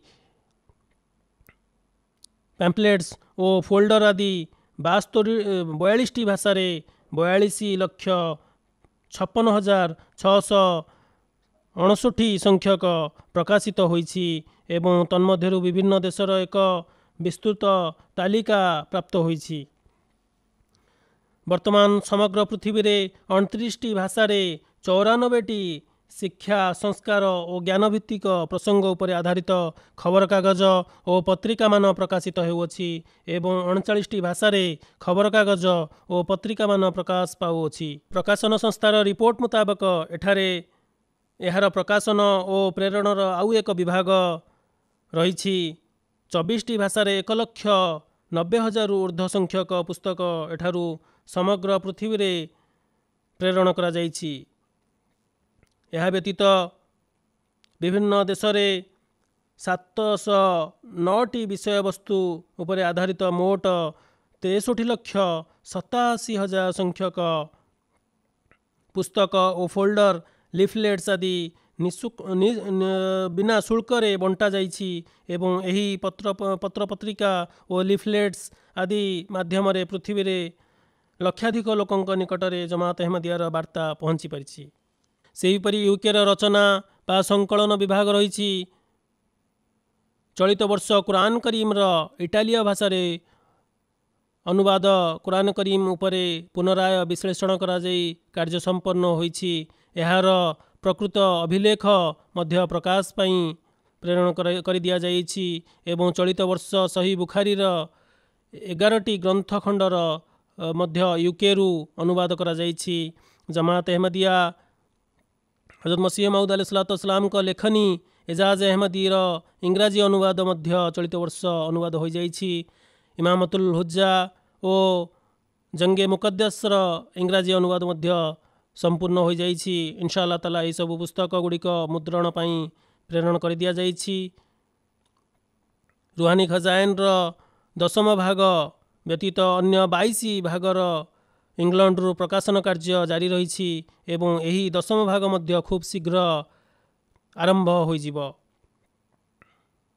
ତେଣୁ ଆମେ ଆଶା କରୁଛୁ ଯେ ରୁହାନୀ ଖଜାଇନର 30ରୁ 30 ଭାଗ ପର୍ଯ୍ୟନ୍ତ ପ୍ରକାଶିତ ହେବା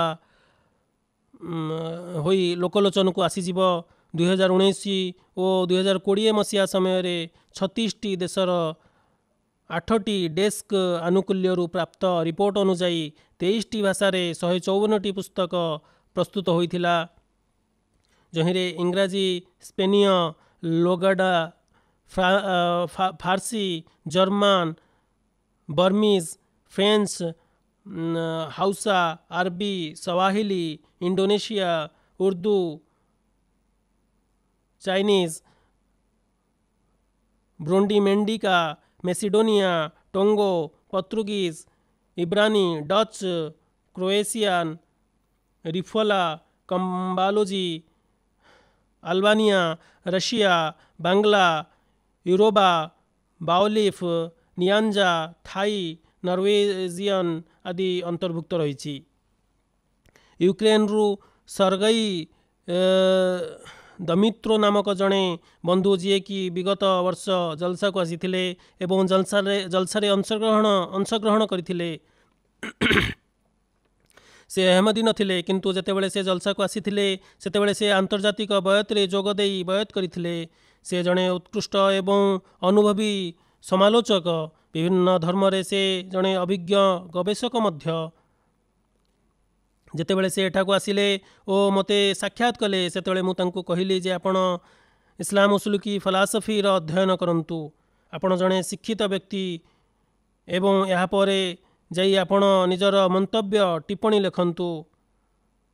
ସୁତରାଂ ସେ ଫେରିଆସି କହିଲେ ଯେ ଯେତେବେଳେ ମୁଁ ପୁସ୍ତକର ଅର୍ଥାତ୍ ଇସଲାମ ଉସୁଲୁକି ଫିଲସଫିର ଅଧ୍ୟୟନ ଆରମ୍ଭ କଲି ସେତେବେଳେ ମୁଁ ଏକାଥରକେ ହିଁ ଉକ୍ତ ପୁସ୍ତକକୁ ସମାପ୍ତ କରିନେଲି ଅର୍ଥାତ୍ ପଢ଼ିନେଲି।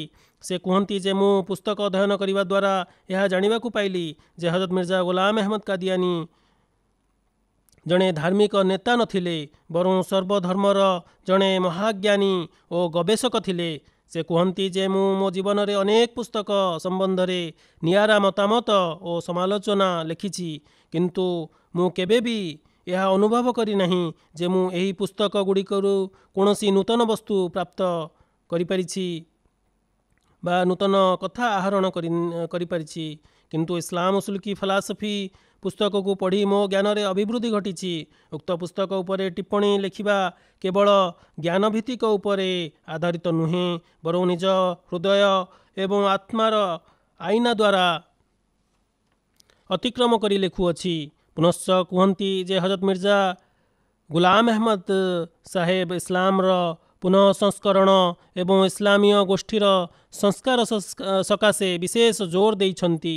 ନିଃସନ୍ଦେହରେ କହିବାକୁ ଗଲେ ଯେକୌଣସି ଧର୍ମର ପୁନଃ ସଂସ୍କରଣ ଅତ୍ୟନ୍ତ ଗୁରୁତ୍ୱପୂର୍ଣ୍ଣ ବିଷୟ।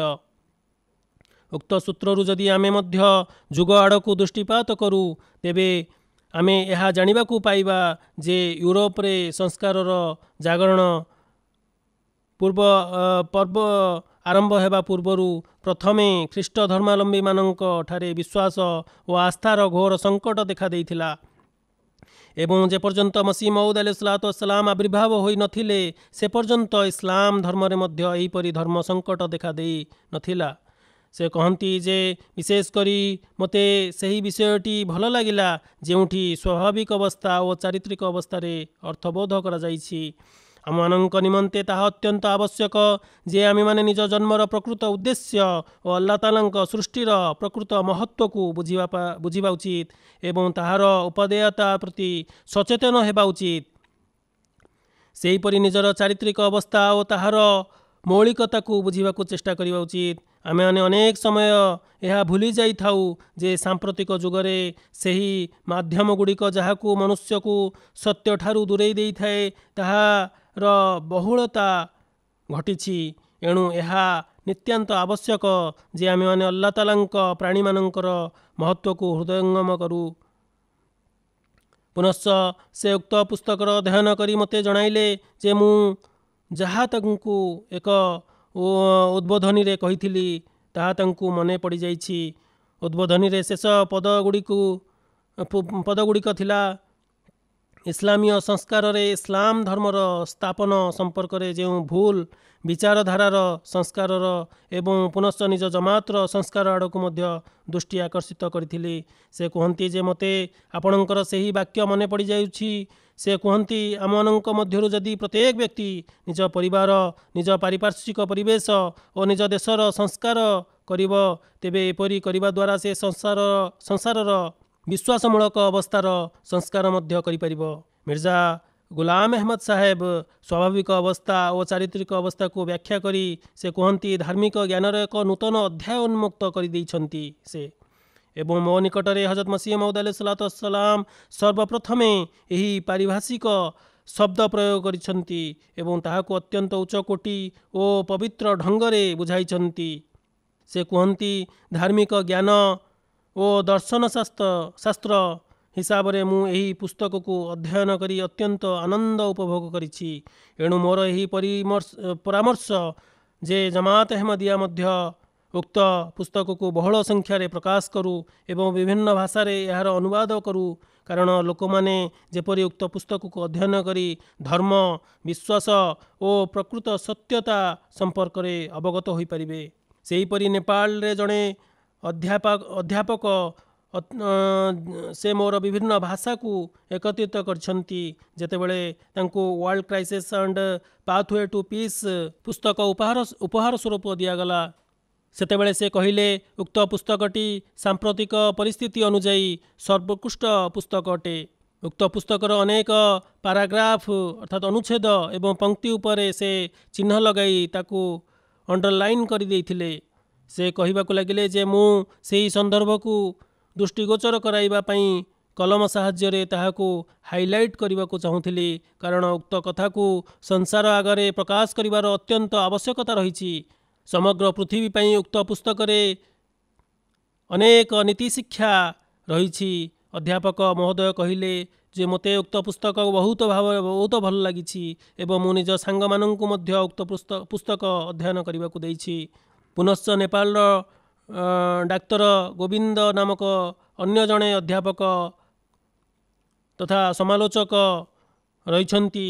ସେ କହିଲେ କି ମୁଁ ଉକ୍ତ ପୁସ୍ତକର ଅଧ୍ୟୟନ କରିଛି ଏବଂ ଆଜି ଯେତେବେଳେ ସମଗ୍ର ଗଣମାଧ୍ୟମ ଯୋଗୁଁ ମୁସଲମାନମାନଙ୍କର ବିକୃତ ଛବି ଉପସ୍ଥାପିତ ହେଉଛି, ଏଭଳି ପରିସ୍ଥିତିରେ ଜଣେ ମୁସଲମାନ ନେତା ସମଗ୍ର ପୃଥିବୀରେ ଶାନ୍ତିର ସ୍ଥାପନ ପାଇଁ ଆପ୍ରାଣ ଚେଷ୍ଟା ଚଳାଇଛି।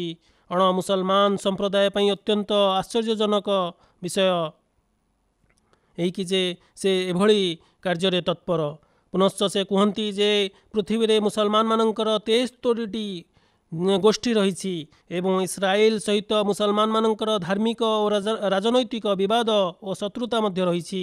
ଏଭଳି ପରିସ୍ଥିତିରେ ଜଣେ ମୁସଲମାନ ନେତା ନିକଟରୁ ପୃଥିବୀରେ ଶାନ୍ତି ସ୍ଥାପନ ପାଇଁ ସେଠାକାର ପ୍ରଧାନମନ୍ତ୍ରୀଙ୍କୁ ପତ୍ର ଲେଖିବା ଅତ୍ୟନ୍ତ ସାହସିକତାର ପରିଚୟ। ଏବଂ ସେହିପରି ଜମାତ ଅହମଦିୟାର ଖଲିଫା ଇରାନର ପ୍ରଧାନମନ୍ତ୍ରୀଙ୍କୁ ମଧ୍ୟ ଏ ସୂତ୍ରରୁ ଏକ ପତ୍ର ଲେଖିଛନ୍ତି। ମୁଁ ତହିଁରୁ ବହୁତ ପ୍ରଭାବିତ ହୋଇଛି। ସେହିପରି ସେ କୁହନ୍ତି ଯେ ବିଶ୍ୱ ସଙ୍କଟ ଓ ଶାନ୍ତି ସ୍ଥାପନର ଅଧ୍ୟୟନ କରିବା ଫଳରେ ଅଣ ମୁସଲମାନ ଲୋକମାନଙ୍କୁ ଇସଲାମର ଶାନ୍ତି ବାର୍ତ୍ତା ସମ୍ପର୍କରେ ଜାଣିବାକୁ ଏବଂ ବୁଝିବାକୁ ଅତ୍ୟନ୍ତ ସହାୟ ହେବ। ଜମାତ ଅହମଦିୟା ଅନ୍ୟ ମୁସଲମାନ ଗୋଷ୍ଠୀ ସମ୍ପର୍କରେ ଶାନ୍ତି ମାଧ୍ୟମରେ ପୃଥିବୀବାସୀଙ୍କ ଆଗରେ ନିଜ କଥାକୁ ଉପସ୍ଥାପିତ କରେ ଓ ଜମାତ ଅହମଦିୟାର କଥନ ଅନୁଯାୟୀ ପବିତ୍ର କୁରାନର ଶିକ୍ଷା ଉପରେ ପରିଚାଳିତ ହେବା ଦ୍ୱାରା ସଂସାରରେ ଶାନ୍ତି ସ୍ଥାପନ ହୋଇପାରିବ ଏବଂ ନିଃସନ୍ଦେହରେ ଉକ୍ତ କଥାକୁ ଖଣ୍ଡନ କରାଯାଇପାରିବ ନାହିଁ। ସେହିପରି ନେପାଳର ଜଣେ ବନ୍ଧୁ ସେ ବୁକ୍ ଷ୍ଟଲ୍ ଆଗରେ ଅର୍ଥାତ୍ world crisis and pathway to peace ପୁସ୍ତକ ଦେଖି କହିବାକୁ ଲାଗିଲେ ଯେ ଉକ୍ତ ପୁସ୍ତକରେ ଏ ପ୍ରଶ୍ନ ସବୁ ଉତ୍ଥାପିତ ହୋଇଛି ଯେ ଇସଲାମ କେଉଁ ପରିସ୍ଥିତି ଓ କାହିଁକି ଯୁଦ୍ଧ କରିବାକୁ ଅନୁମତି ପ୍ରଦାନ କରିଥିଲା। ଏ ସମ୍ପର୍କରେ ସେ କହିବାକୁ ଲାଗିଲେ ଯେ ଉକ୍ତ ପ୍ରଶ୍ନଟି ହେଉଛି ଅତ୍ୟନ୍ତ ଗୁରୁତ୍ୱପୂର୍ଣ୍ଣ ପ୍ରଶ୍ନ, ଯାହାର ଉତ୍ତର ମୁଁ ଦୀର୍ଘ ଦିନ ହେଲା ସନ୍ଧାନ କରୁଥିଲି ଏବଂ ଆଜି ତାହା ମୋତେ ମିଳିଯାଇଛି। ପୁନଶ୍ଚ ଭାରତର ଝାଡ଼ଖଣ୍ଡ ରାଜ୍ୟର ଜଣେ ଭଦ୍ର ବ୍ୟକ୍ତି ପୁସ୍ତକ ମେଳାକୁ ଆସିଲେ। ସେ ଇସଲାମ ସପକ୍ଷରେ ଅତ୍ୟନ୍ତ ସାମ୍ପ୍ରଦାୟିକ ତଥା ଧାର୍ମିକ ମନୋଭାବ ପୋଷଣ କରୁଥିଲେ। ସେ ଆମ ଷ୍ଟଲକୁ ଆସି ଇସଲାମ ଓ ହଜରତ ସଲ୍ଲଲ୍ଲାହୁ ଆଲୈହି वसल्लमଙ୍କ ବିରୁଦ୍ଧରେ ବିଭିନ୍ନ ପ୍ରକାର ଆପତ୍ତିଜନକ ପ୍ରଶ୍ନ କରିବା ଆରମ୍ଭ କରିଦେଲେ। ସେ ଇସଲାମ ବିରୁଦ୍ଧରେ ସମସ୍ତ ପୁସ୍ତକକୁ ଅଧ୍ୟୟନ କରିଥିଲେ, ଯଦ୍ୱାରା ସେ ଆପତ୍ତି ଓ ପ୍ରଶ୍ନ ଉତ୍ଥାପିତ କରୁଥିଲେ। ଯେତେବେଳେ ତାଙ୍କୁ ଇସଲାମର ପ୍ରକୃତ ଶିକ୍ଷା ସମ୍ବନ୍ଧରେ ଅବଗତ କରାଗଲା, ସେତେବେଳେ ସେ ବହୁତ ପ୍ରଭାବିତ ହେଲେ ଓ କହିଲେ ଯେ ମୁଁ ଆଜି ପର୍ଯ୍ୟନ୍ତ ଇସଲାମ ସପକ୍ଷରେ ସଠିକ୍ ଜ୍ଞାନ ଆହରଣ କରିନଥିଲି, କିନ୍ତୁ ବର୍ତ୍ତମାନ ମୁଁ ଆପଣଙ୍କ ଲିଟରେଚର ଅଧ୍ୟୟନ କରିଛି। ସୁତରାଂ ମହୋଦୟଙ୍କୁ ପୁସ୍ତକ ପ୍ରଦାନ କରାଗଲା ଏବଂ ବିଶେଷ କରି ଏହି ପୁସ୍ତକ ଅର୍ଥାତ୍ world crisis and pathway to peace ପୁସ୍ତକ ପ୍ରଦାନ କରାଯାଇଥିଲା। ସୁତରାଂ ଏହି ଭଦ୍ର ମହୋଦୟ ପରବର୍ତ୍ତୀ ଦିନ ଆସିଲେ ଏବଂ କହିଲେ ମୁଁ ଏହି ପୁସ୍ତକର କିଛି ଅଂଶ ଅଧ୍ୟୟନ କରିଛି ଏବଂ ତାହା ମୋତେ ଖୁବ୍ ଭଲ ଲାଗିଲା। ଏହି ପୁସ୍ତକକୁ ପଢ଼ିବା ଦ୍ୱାରା ମୋ ମନ ମସ୍ତିଷ୍କରେ ଇସଲାମ ବିରୁଦ୍ଧରେ ଥିବା ସମସ୍ତ ଆପତ୍ତି ଓ ଅଭିଯୋଗ ଦୂରୀଭୂତ ହୋଇଯାଇଛି। ବର୍ତ୍ତମାନ ସେହି ଭଦ୍ର ବ୍ୟକ୍ତି ଜଣକ ଜମାତ ଅହମଦିୟାରେ ଯୋଗ ଦେଇଛନ୍ତି, ଅର୍ଥାତ୍ ବୟତ କରି ଜମାତ ଅହମଦିୟାରେ ସାମିଲ ହୋଇଯାଇଛନ୍ତି। ସେହିପରି କ୍ରିୟାବତୀର ମୁବଲ୍ଲିକ ସାହେବ ଉଲ୍ଲେଖ କରନ୍ତି ଯେ ଏଠାକାର ଲୋକମାନଙ୍କ ମଧ୍ୟରେ ଏହି କଥା ପ୍ରଚଳିତ ରହିଛି ଯେ ପ୍ରତ୍ୟେକ ମୁସଲମାନ ଅନ୍ୟ ମୁସଲମାନମାନଙ୍କୁ ବଧ କରିବା ପାଇଁ ବ୍ୟଗ୍ର ହୋଇ ଉଠିଥାଏ, କିନ୍ତୁ ବର୍ତ୍ତମାନ ଅନେକ ଲୋକମାନେ ଏହା ଜାଣିପାରିଛନ୍ତି ଯେ ଉକ୍ତ କଥାଟି ଭ୍ରମାତ୍ମକ ଅଟେ। ଏପର୍ଯ୍ୟନ୍ତ କି ଯେତେବେଳେ ରାଷ୍ଟ୍ରପତିଙ୍କୁ କୁହାଗଲା ଯେ ମୁସଲମାନମାନଙ୍କୁ ଦେଶ ଭିତରେ ପ୍ରବେଶ କରିବାକୁ କାହିଁକି ଅନୁମତି ପ୍ରଦାନ କରାଯାଉଛି, ସେହି ଲୋକମାନଙ୍କୁ ଶୀଘ୍ର ଏଠାରୁ ବାହାର କରିଦିଆଯାଉ। ପ୍ରତି ଉତ୍ତରରେ ଦେଶର ରାଷ୍ଟ୍ରପତି କହିଲେ ଯେ ମୁଁ ପବିତ୍ର କୁରାନ ଅଧ୍ୟୟନ କରିଛି ଏବଂ ଇସଲାମ ଏକ ଶାନ୍ତିପୂର୍ଣ୍ଣ ଧର୍ମ ଓ ମୁଁ ସେମାନଙ୍କୁ ଏଠାରୁ କେବେ ହେଲେ ବାସନ୍ଦ କରିବି ନାହିଁ। ସକଳ ପ୍ରଶଂସା ଆଲ୍ଲାହ ତାଆଲାଙ୍କ ପାଇଁ ଉଦ୍ଦିଷ୍ଟ। ଦେଶର ରାଷ୍ଟ୍ରପତିଙ୍କ ସହିତ କିଛି ସାକ୍ଷାତରେ ହିଁ ତାଙ୍କୁ ଇସଲାମର ସଠିକ୍ ଶିକ୍ଷା ସମ୍ପର୍କରେ ଅବଗତ କରାଗଲା। ବର୍ତ୍ତମାନ କେବଳ ଜମାତ ଅହମଦିୟା ହିଁ ଏକମାତ୍ର ସମ୍ପ୍ରଦାୟ ଯିଏ ଉକ୍ତ ଦେଶରେ ଇସଲାମୀୟ ଶିକ୍ଷାର ପ୍ରଚାର ପ୍ରସାର କରୁଅଛି। ପୁନଶ୍ଚ ସିଆଙ୍ଗା ଅଞ୍ଚଳରେ ଯାତ୍ରା କରି ସେଠାକାର ଆଞ୍ଚଳିକ ମୁବଲ୍ଲିକ ସାହେବ କୁହନ୍ତି ମୁଁ ସେଠାକାର ଚେୟାରମ୍ୟାନଙ୍କୁ ଭେଟିଲି। ସେ ଜଣେ ବିଚାର ବୁଦ୍ଧି ସମ୍ପନ୍ନ ବ୍ୟକ୍ତି ଏବଂ ଜଣେ ଭଦ୍ର ବ୍ୟକ୍ତି ମଧ୍ୟ, କିନ୍ତୁ ସେ ଜଣେ ନାସ୍ତିକବାଦୀ। ମୁବଲ୍ଲିକ ସାହେବ କୁହନ୍ତି ମୁଁ ଯେତେବେଳେ ତାଙ୍କୁ କହିଲି ଯେ ଈଶ୍ୱର ଅଛନ୍ତି ଓ ତାଙ୍କୁ ଈଶ୍ୱରଙ୍କୁ ମାନିବା ଓ ଧର୍ମ କର୍ମ କରିବା ଉଚିତ, ସେତେବେଳେ ବାର୍ତ୍ତାଳାପ ସମୟରେ ସେ କହିଲେ ସମାଜରେ ମୋର ଯଥେଷ୍ଟ ଖ୍ୟାତି ରହିଛି। ଜଣେ ମୋର ଦୁଇଟି ସ୍ତ୍ରୀ ଓ ସନ୍ତାନ ମଧ୍ୟ ଅଛନ୍ତି। ଭଗବାନଙ୍କୁ ନ ମାନିବା ଦ୍ୱାରା ମୋ ଜୀବନ ଭଲ ଭାବରେ କଟିଯାଉଅଛି, ତେଣୁ ମୋର ଭଗବାନ ଓ ଧର୍ମକୁ ମାନିବାର କ'ଣ ବା ଆବଶ୍ୟକତା ରହିଛି। ପ୍ରତି ଉତ୍ତରରେ ମୁବଲ୍ଲିକ ସାହେବ ତାଙ୍କୁ ହଜରତ ମୁସଲିମ ମଉଦ ରଜିୟଲ୍ଲାହୁ ପୁସ୍ତକରୁ ଆଲ୍ଲାହ ତାଆଲାଙ୍କ ଅସ୍ତିତ୍ୱ ସମ୍ପର୍କରେ ଉଦାହରଣ ଏବଂ ପ୍ରମାଣ ଉପସ୍ଥାପିତ କଲେ। ଦୁଇଟି ପୁସ୍ତକ ବହୁତ ଜ୍ଞାନବର୍ଦ୍ଧକ ପୁସ୍ତକ, ତେଣୁ ପ୍ରତ୍ୟେକ ଅହମଦୀଙ୍କୁ ଏହି ଦୁଇଟି ପୁସ୍ତକ ପଢ଼ିବା ଉଚିତ। ଏହାକୁ ଶୁଣି ସେ ନାସ୍ତିକବାଦୀ ବ୍ୟକ୍ତି ଜଣକ କହିଲେ ମୁଁ ଇସଲାମ ଓ ଅହମଦିୟତ ଗ୍ରହଣ କରିବାକୁ ଚାହୁଁଛି। ଏଥିରେ ମୁବଲ୍ଲିକ ସାହେବ ତାଙ୍କୁ କହିଲେ ବର୍ତ୍ତମାନ ତ ଆପଣ ଧର୍ମର ଆବଶ୍ୟକତା ସମ୍ପର୍କରେ ଅସ୍ୱୀକାର ପ୍ରକାଶ କରୁଥିଲେ, ପରବର୍ତ୍ତୀ ମୁହୂର୍ତ୍ତରେ ଆପଣ ଇସଲାମ ଓ ଅହମଦିୟତ ଗ୍ରହଣ କରିବାକୁ ଚାହୁଁଛନ୍ତି। ପ୍ରତି ଉତ୍ତରରେ ସେ କହିଲେ ଯେ ଆପଣଙ୍କ କଥାକୁ ଶୁଣି ମୋ ହୃଦୟ ଆଶ୍ୱସ୍ତିକର ଅନୁଭବ କରୁଛି। ଯଦି ଧର୍ମ ପ୍ରକୃତରେ ଆଲ୍ଲାହ ତାଆଲାଙ୍କ ସମ୍ପର୍କରେ ଏହି ପ୍ରକାରର ବିଚାର ଉପସ୍ଥାପିତ କରେ, ତେବେ ଆମେ ତାହାକୁ ସ୍ୱୀକାର କରିବା ବିଧେୟ। ତାଙ୍କୁ ଶରାୟତ ବୈତ ପଢ଼ି ଶୁଣାଇ ଦିଆଗଲା ଏବଂ ସେ ନିଜର 8ଟି ସନ୍ତାନ ସମେତ ସପରିବାରରେ ଅହମଦିୟତରେ ଅନ୍ତର୍ଭୁକ୍ତ ହୋଇଗଲେ। ଆଲ୍ଲାହ ତାଆଲାଙ୍କ କୃପାରୁ ସେ ନିୟମିତ ରୂପେ ଜୁମା ନମାଜ ପଢ଼ୁଛନ୍ତି ଏବଂ ଜମାତ ସହିତ ତାଙ୍କର ପୂର୍ଣ୍ଣ ଯୋଗାଯୋଗ ରହିଛି। ଚଳିତ ବର୍ଷ ଲିଫଲେଟ୍ସ ବଣ୍ଟନରେ ଯୋଜନା ରହିଥିଲା। ଚଳିତ ବର୍ଷ 111ଟି ଦେଶରେ ମୋଟ 93,57,000 ଅତିରିକ୍ତ ଲିଫଲେଟ୍ ବଣ୍ଟନ କରାଯାଇଛି, ଯଦ୍ୱାରା 2,27,00,000 ଲୋକମାନଙ୍କ ନିକଟରେ ଜମାତ ଅହମଦିୟାର ବାର୍ତ୍ତା ପହଞ୍ଚି ପାରିଛି। ଉକ୍ତ କାର୍ଯ୍ୟରେ ଜର୍ମାନୀ ସର୍ବପ୍ରଥମ ସ୍ଥାନ ଅଧିକାର କରିଛି, ଯେଉଁଠାରେ 25 ଲକ୍ଷ ଲିଫଲେଟ୍ସ ବଣ୍ଟନ କରାଯାଇଛି। ତାପରେ ୟୁକେ, ଯେଉଁଠାରେ 13 ଲକ୍ଷ ଲିଫଲେଟ୍ସ ବଣ୍ଟନ ହୋଇଛି। ତାପରେ ଅଷ୍ଟ୍ରେଲିଆ ଓ ହଲାଣ୍ଡ, ଫ୍ରାନ୍ସ, କାନାଡା ଆଦି ଦେଶମାନ ପର୍ଯ୍ୟାୟକ୍ରମେ କ୍ରମାନ୍ୱୟରେ ରହିଛନ୍ତି। ସେହିପରି ଅନ୍ୟ ଦେଶଗୁଡ଼ିକ ମଧ୍ୟରେ ଲିଫଲେଟ୍ସ ବଣ୍ଟନ କରାଯାଇଛି। ଆଫ୍ରିକା ମହାଦେଶରେ ଯେଉଁ ଲିଫଲେଟ୍ସ ବଣ୍ଟନ ହୋଇଛି, ତହିଁରେ ତାଞ୍ଜାନିଆ ଦେଶ ସର୍ବପ୍ରଥମ ସ୍ଥାନ ଅଧିକାର କରିଛି, ଯେଉଁଠାରେ 2 ଲକ୍ଷ ଲିଫଲେଟ୍ସ ବଣ୍ଟନ ହୋଇଛି। ପୁନଶ୍ଚ ଏଠାରେ ବେନିନ୍ ଦେଶ, ସେମାନେ ମଧ୍ୟ ପ୍ରାୟ ଆଫ୍ରିକା ପରି ଲିଫଲେଟ୍ସ ବଣ୍ଟନ କରିଛନ୍ତି। ତୃତୀୟ ସ୍ଥାନରେ ବୁର୍କିନା ଫାସୋ, ନାଇଜେରିଆ, କଙ୍ଗୋ, କିନ୍ସାସା ଆଦି ଦେଶ ରହିଛନ୍ତି।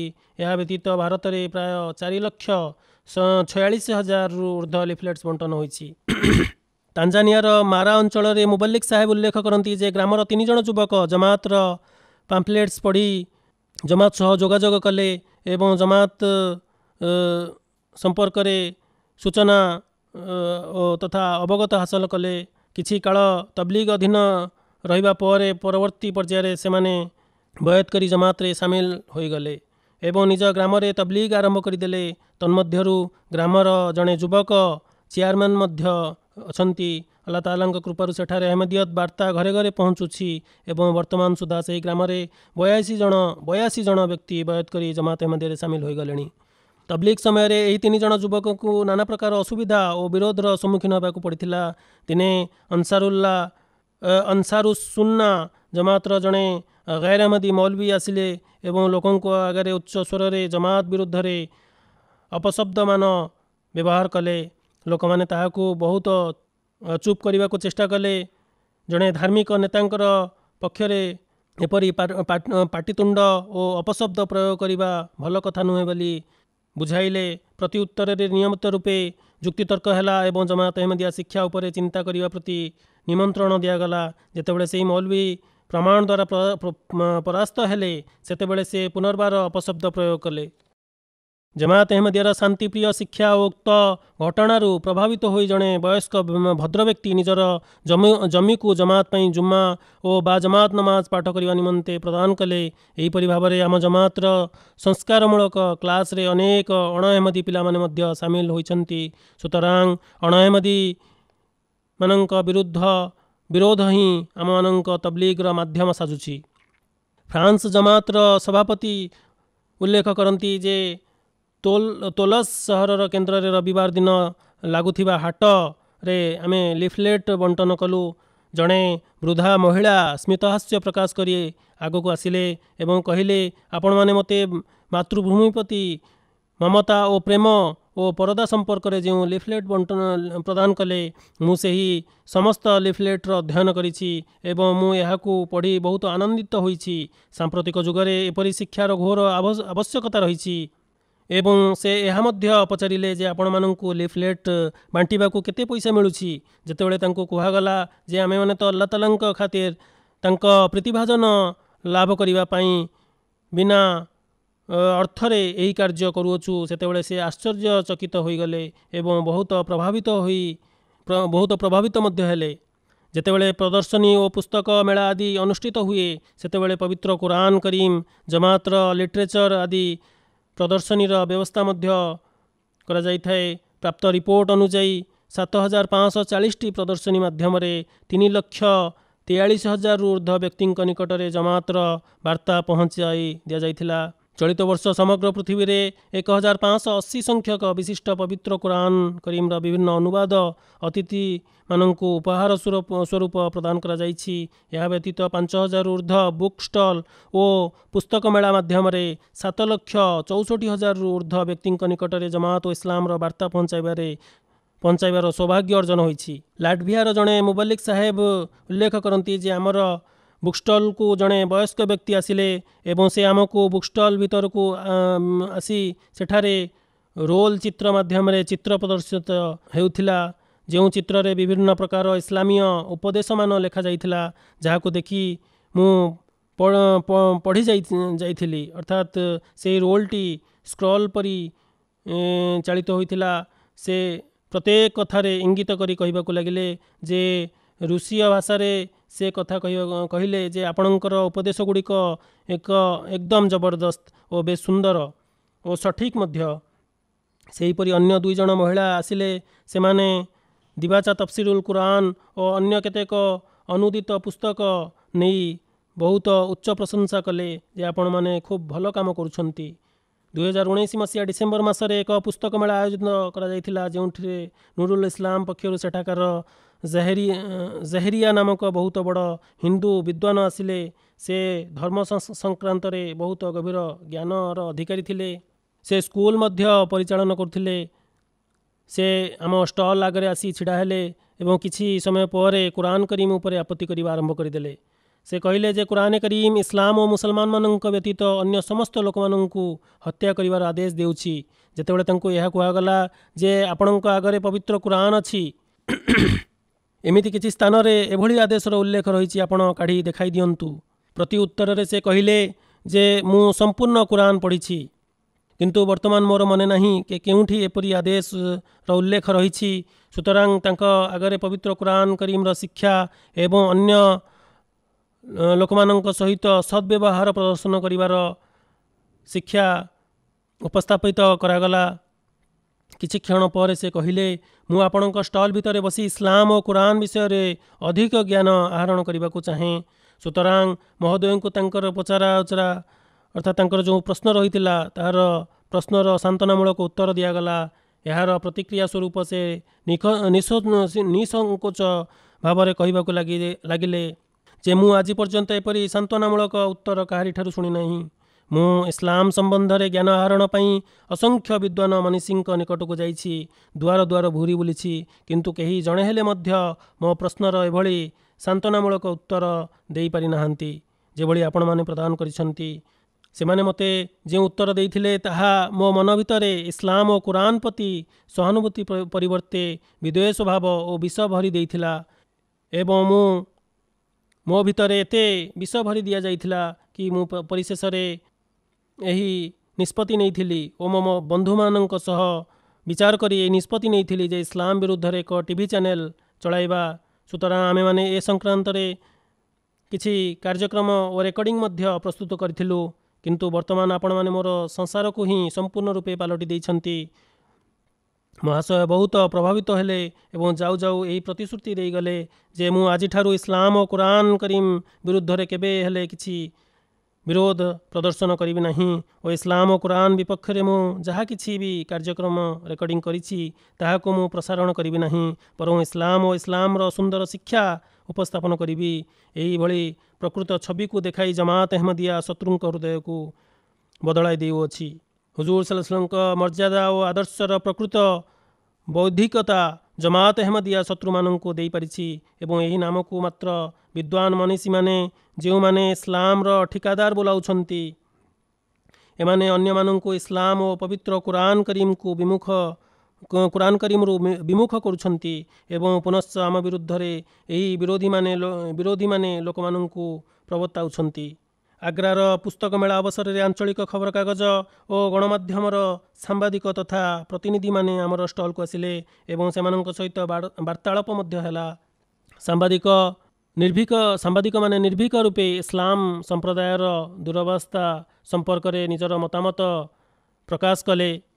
ପ୍ରତି ଉତ୍ତରରେ ଯେତେବେଳେ ତାଙ୍କୁ ଜମାତ ଅହମଦିଆ ତରଫରୁ କଲ୍ୟାଣମୂଳକ ଇସଲାମୀୟ ସେବା ସତ୍କାର ସମ୍ପର୍କରେ ଅବଗତ କରାଗଲା, ସେତେବେଳେ ସେ ବହୁତ ପ୍ରଭାବିତ ହେଲେ ଏବଂ ଉକ୍ତ କାର୍ଯ୍ୟରେ ଆମର ପ୍ରତ୍ୟେକ ପ୍ରକାର ସାହାଯ୍ୟ ସହଯୋଗ ପାଇଁ ପ୍ରତିଶ୍ରୁତି ମଧ୍ୟ ଦେଲେ।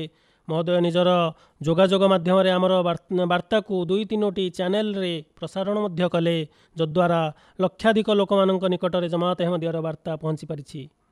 ଆସାମର ପୁସ୍ତକ ମେଳାରେ ଚୌଧୁରୀ ଆଫତାବ ଅହମଦ ସାହେବ ଜଣେ PhD ପ୍ରାପ୍ତ ଗବେଷକ ଓ ପବିତ୍ର କୁରାନକୁ କଣ୍ଠସ୍ଥ କରିଥିବା ବ୍ୟକ୍ତି ଅଟନ୍ତି।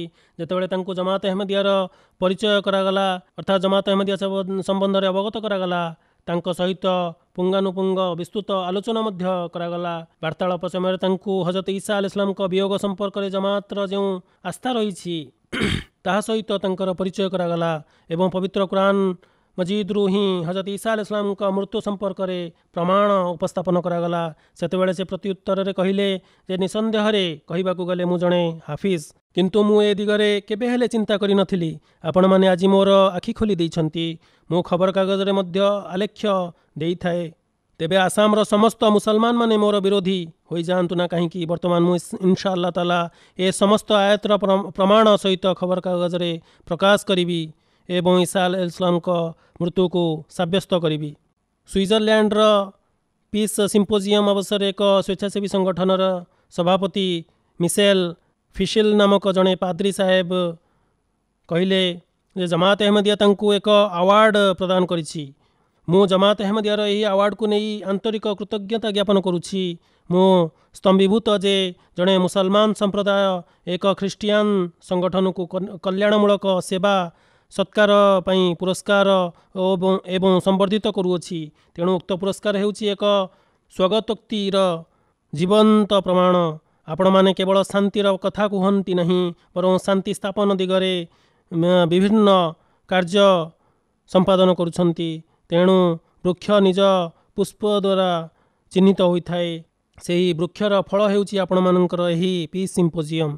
पुनश्च गैम्बियार मुबल्लिग इंचार्ज साहेब उल्लेख करती जे पीस सिंपोजियम रे विभिन्न विभागर जीवन सहित जड़ित व्यक्ति माने सामिल होइथिले तन्मध्यरु पुलिस ऑफिसर लोकल विचारपति विभिन्न गिर्जार पाद्री एवं प्रतिनिधि माने उपस्थित थिले सेहीपरि स्कूल शिक्षक माने और आंचलिक गणमाध्यम प्रतिनिधि लोकसभार सदस्य सांसद प्रतिनिधि माने मध्य निकट मस्जिद्र अण अहमदी मुबल्लिग माने मध्य सामिल थिले। सुतरां एक गिर्जार पाद्री साहेब निज चिंताधारा परिप्रकाश करी कहिले आमे माने दीर्घ दिन हैला एपरि कार्यक्रम आयोजन करने को चाहूँ किंतु जमात अहमदिया उक्त कार्यक्रम करी आमठारू आगू बढ़ी जाइछि। चंडीगढ़ रे एक प्रेस सिंपोजियम पीस सिंपोजियम आयोजन कले उबैदुल्ला नामक जड़े अफगानी बंधु को जमात अहमदिया सहित परिचित करागला तांकु हजरत मसीह मऊद अलैहिस्सलाम को संपर्क में अवगत करागला। हजरत मसीह मऊद अलैहिस्सलाम सही मसीह मेहदी हेबार दाबी करछंती बोली तांकु कुहागला जार सुसमाचार हजरत आहाम देइछंती। सुतरां जतेबेले एही अफगानी बंधु को कुहागला जे आपण चिंता करंतु एवं वर्तमान परिस्थिति को अनुध्यान करी देखंतु जे कौन ए समयटी मसीह ओ मेहदी आगमन समय नुहे तांका मुखमंडल रक्तवर्ण होईगला सेतेबेले तांका मुखमंडल रक्तवर्ण पलटि जाइथिला से प्रकंपित होई उठिले एवं बारंबार यह कहिले कौन यह सत्य मसीह मऊद आसी जाइछंती। यह पर जेतेबेले तांकु हजरत मसीह मऊद अलैहिस्सलाम का वाक्य रे हुजूर सल्लल्लाहु अलैहि वसल्लम का भव्यता और महानता संपर्क रे कुहागला सेतेबेले से बहुत भावुक होई पड़िले एवं कहले आमर अहमदी बंधुंक मथा को एवं से आम अहमदी बंधुंक मथा को चुंबन करी कहले जे इस्लाम रा प्रकृत शिक्षा यह ही जहाँ आपण माने समग्र संसार रे उपस्थापन करुछंती। फिनलैंड रु सेठाकर जातीय सभापति महोदय उल्लेख करती जे आमे सेठाकर एक पीस सिंपोजियम आयोजन करिथिलु सेठारे वैदेशिक मंत्रालय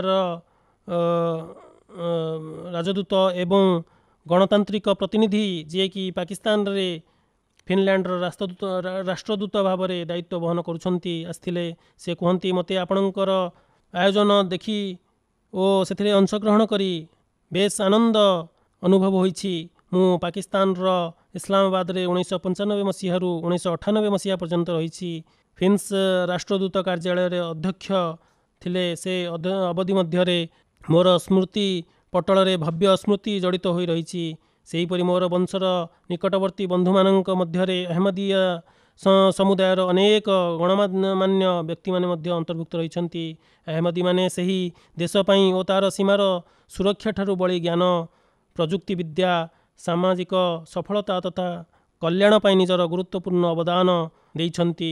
जेतेबेले ब्रिटिश माने भारत और पाकिस्तान उपरे शासन कले सेतेबेले सही इंग्रेज शासन अनेक गणमान्य शहरी व्यक्ति और सैनिक व्यक्ति माने अहमदिया संप्रदाय अंतर्भुक्त थिले। पुनश्च से कहले जे मु इटाली रे मध्य राष्ट्रदूत भाव में कार्य निर्वाह करिछि। टेस्ट्रे स्थित विज्ञान केन्द्र आंतर्जातिक ଏକାଡେମୀରେ ତାଙ୍କ ସହିତ ମୋର ପରିଚିତ ହୋଇଥିଲା, ଯାହାର ଆରମ୍ଭ ଓ ଯାହାର ଭିତ୍ତିଭୂମି ପାକିସ୍ତାନୀୟ ଅଭିଜ୍ଞ ବୈଜ୍ଞାନିକ ପ୍ରଫେସର ଡାକ୍ତର ଅବଦୁଲ ସଲାମ ସାହେବ ସ୍ଥାପନ କରିଥିଲେ। ଇସଲାମୀୟ ଜଗତର ସର୍ବପ୍ରଥମ ମୁସଲମାନ ବୈଜ୍ଞାନିକ ଭାବରେ ପରିଚିତ। ସେ କୁହନ୍ତି, ଯେତେବେଳେ ପ୍ରଫେସର ଡାକ୍ତର ଅବଦୁଲ ସଲାମ ସାହେବଙ୍କୁ ନୋବେଲ ପୁରସ୍କାର ମିଳିଲା, ସେତେବେଳେ ପାକିସ୍ତାନ ଖବରକାଗଜ, ରେଡ଼ିଓ ଓ ଟେଲିଭିଜନରେ ତାଙ୍କୁ ଭୁରି ଭୁରି ପ୍ରଶଂସା କରାଯାଇଥିଲା। କିନ୍ତୁ ଖୁବ୍ ଶୀଘ୍ର ଯେତେବେଳେ ଏହା ଜଣାପଡ଼ିଲା ଯେ ସେ ଜଣେ ଅହମଦୀ ମତବାଦୀ, ସେତେବେଳେ ସମସ୍ତ ପ୍ରଶଂସା ଓ ଖ୍ୟାତି ବ୍ୟାହତ ହୋଇଯାଇଥିଲା। ପୁନଶ୍ଚ ସେ କହନ୍ତି ଯେ 1996 ମସିହାରେ ଯେତେବେଳେ ଅବଦୁଲ ସଲାମ ସାହେବଙ୍କର ଅକାଳ ବିୟୋଗ ହେଲା, ସେତେବେଳେ ତାଙ୍କୁ ପାକିସ୍ତାନୀ ପଞ୍ଜାବର ରବୁଆ ସ୍ଥାନରେ କବର ଦିଆଯାଇଥିଲା। ଏବଂ ଆଉ ଏକ ଲଜ୍ଜାଜନକ କଥା ଏହିକି ଯେ ତାଙ୍କ ଫଳକରୁ ମୁସଲମାନ ଶବ୍ଦକୁ ଲିଭାଇ ଦିଆଯାଇଥିଲା। ସେ ଯାହା ହେଉନା କାହିଁକି ସେ ସମସ୍ତ ନିର୍ଯାତନା ସମ୍ପର୍କରେ ଚର୍ଚ୍ଚା କଲେ। ସେ ଯାହା ହେଉ, ଆଜିକାଲି ତ ଇତିହାସର ପୁସ୍ତକରୁ ମଧ୍ୟ ଏସବୁ ଜିନିଷକୁ ପରିବର୍ତ୍ତିତ କରାଇ ଦିଆଯାଉଅଛି। ପିଲାମାନଙ୍କ ମନ ମସ୍ତିଷ୍କରୁ ପ୍ରକୃତ ଇତିହାସକୁ ଲିଭାଇ ଦିଆଯାଉଅଛି। ଆମେ ସେମାନଙ୍କୁ କିଛି କହୁ ବା ନ କହୁ, କିନ୍ତୁ ଶିକ୍ଷିତ ଗୋଷ୍ଠୀ ଭଲ ଭାବରେ ଜାଣନ୍ତି ଯେ ଜମାତ ଅହମଦିୟା ପାକିସ୍ତାନ ପାଇଁ କ'ଣ ବା ନ କରିଛି ଏବଂ ବର୍ତ୍ତମାନ ସେମାନଙ୍କ ସହିତ କେଉଁ ପ୍ରକାର ବ୍ୟବହାର ଓ ଆଚରଣ ଓ ଅତ୍ୟାଚାର କରାଯାଉଅଛି। ଯେଉଁମାନେ ପାକିସ୍ତାନ ଗଠନ ହେବାର ବିରୋଧୀ ଥିଲେ, ଆଜି ସେମାନେ ନିଜେ ନାମକୁ ମାତ୍ର ପାକିସ୍ତାନର ଜାତିର ଜନକ ସାଜିଛନ୍ତି। ସେ ଯାହା ହେଉନା କାହିଁକି ପାକିସ୍ତାନୀ ଅହମଦୀମାନେ ଦେଶର ବିଶ୍ୱସ୍ତ ଥିଲେ, ଅଛନ୍ତି ଏବଂ ଇନଶାଆଲ୍ଲାହ ତାଆଲା ଆଗକୁ ମଧ୍ୟ ରହିବେ। ସେହି ବିରୋଧୀଙ୍କ ଆକାଂକ୍ଷା ଓ ଅପଚେଷ୍ଟା ଦିନେ ନା ଦିନେ ଉଭାନ ହୋଇଯିବ। ଇନଶାଆଲ୍ଲାହ ତାଆଲା ଆଲ୍ଲାହ ତାଆଲାଙ୍କ ସାହାଯ୍ୟ ଆମମାନଙ୍କ ସପକ୍ଷରେ ରହିଛି ଓ ରହିଥିବ। ବର୍ତ୍ତମାନ ମଧ୍ୟ ଆଲ୍ଲାହ ତାଆଲାଙ୍କ ସାହାଯ୍ୟ ସମର୍ଥନ ଆମକୁ ପ୍ରାପ୍ତ ହୋଇଛି। ଏହି ବିରୋଧୀମାନେ ଯେତେ ହୀନ ପ୍ରୟାସ କଲେ ମଧ୍ୟ ଆଲ୍ଲାହ ତାଆଲା ଜମାତକୁ ସମ୍ଭାଳି ରଖିଛନ୍ତି। ସେ ଯାହା ହେଉନା କାହିଁକି ଏହି ରିପୋର୍ଟର ଘଟଣାବଳୀ ଯାହାକୁ ମୁଁ ଆପଣମାନଙ୍କ ଆଗରେ ଶୁଣାଇଲି, ତାହା କିଞ୍ଚିତ ମାତ୍ର ଯେପରିକି ମୁଁ କହିଛି ଯେ ରିପୋର୍ଟ ଜଲସାର ଦ୍ୱିତୀୟ ଦିବସରେ ବର୍ଣ୍ଣନା କରାଯାଇଥାଏ। ମୁଁ ଏପରି ପୂର୍ବେ ବର୍ଣ୍ଣନା କରିସାରିଛି ଯେ ଚଳିତ ବର୍ଷ ଜଲସା ଆୟୋଜନ ହେବ ନାହିଁ। ମୁଁ ଭାବିଥିଲି ଯେ ଉପରୋକ୍ତ ଘଟଣାକୁ ଦୁଇଟି ଭାବରେ ଉପସ୍ଥାପନ କରିବି। ସୁତରାଂ ଏ ସଂକ୍ରାନ୍ତରେ ଏକ କାର୍ଯ୍ୟକ୍ରମ ପ୍ରସ୍ତୁତ କରାଯାଇଛି। ଇନଶାଆଲ୍ଲାହ ତାଆଲା ରବିବାର ଦିନ ଅପରାହ୍ନ 4 ଘଟିକା ସମୟରେ ଏକ ସଂକ୍ଷିପ୍ତ ଜନସମାଗମରେ ଜଲସା ଶୈଳୀରେ ଅବଶିଷ୍ଟ ଅଂଶ ଆପଣମାନଙ୍କ ସାମ୍ନାରେ ଉପସ୍ଥାପନ କରିବି। ଏଠାରେ ହଲ୍ରେ ଏବଂ ସମଗ୍ର ପୃଥିବୀରେ ପରିବ୍ୟାପ୍ତ ଅହମଦୀମାନେ ତାହା ଶୁଣିନେବେ ଏବଂ ଚଳିତ ବର୍ଷ ସେହି କୃପା ଯାହାକି ଆଲ୍ଲାହ ତାଆଲା ଜମାତ ଅହମଦିୟାରେ ଅବତୀର୍ଣ୍ଣ କରିଛନ୍ତି, ତାହା ହୃଦୟଙ୍ଗମ କରିନେବେ। ସେ ଯାହା ହେଉନା କାହିଁକି ଉକ୍ତ ରିପୋର୍ଟ ମଧ୍ୟରୁ ମୁଁ ଅନେକ ବିଶ୍ୱାସବର୍ଦ୍ଧକ ଘଟଣାଗୁଡ଼ିକୁ ବାହାର କରିଦେଇଛି। ତେବେ ଏହାର ଅବଶିଷ୍ଟାଂଶ ଇନଶାଆଲ୍ଲାହ ତାଆଲା ରବିବାର ଦିନ ଉପସ୍ଥାପନ କରିବି।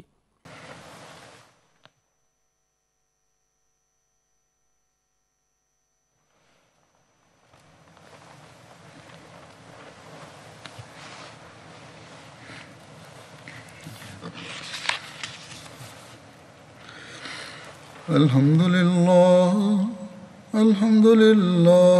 nahmaduhu wa nasta'inuhu wa nastaghfiruhu wa nu'minu bihi wa natawakkalu alayhi wa na'udhu billahi min shururi anfusina wa min sayyiati a'malina. Man yahdihillahu fala mudilla lahu ومن يضلل فلا هادي له ونشهد أن لا إله إلا الله ونشهد أن محمدا عبده ورسوله. عباد الله رحمكم الله إن الله يأمر بالعدل والإحسان وإيتاء ذي القربى وينهى عن الفحشاء والمنكر والبغي يعظكم لعلكم تذكرون. اذكروا الله يذكركم وادعوه يستجب لكم ولذكر الله أكبر.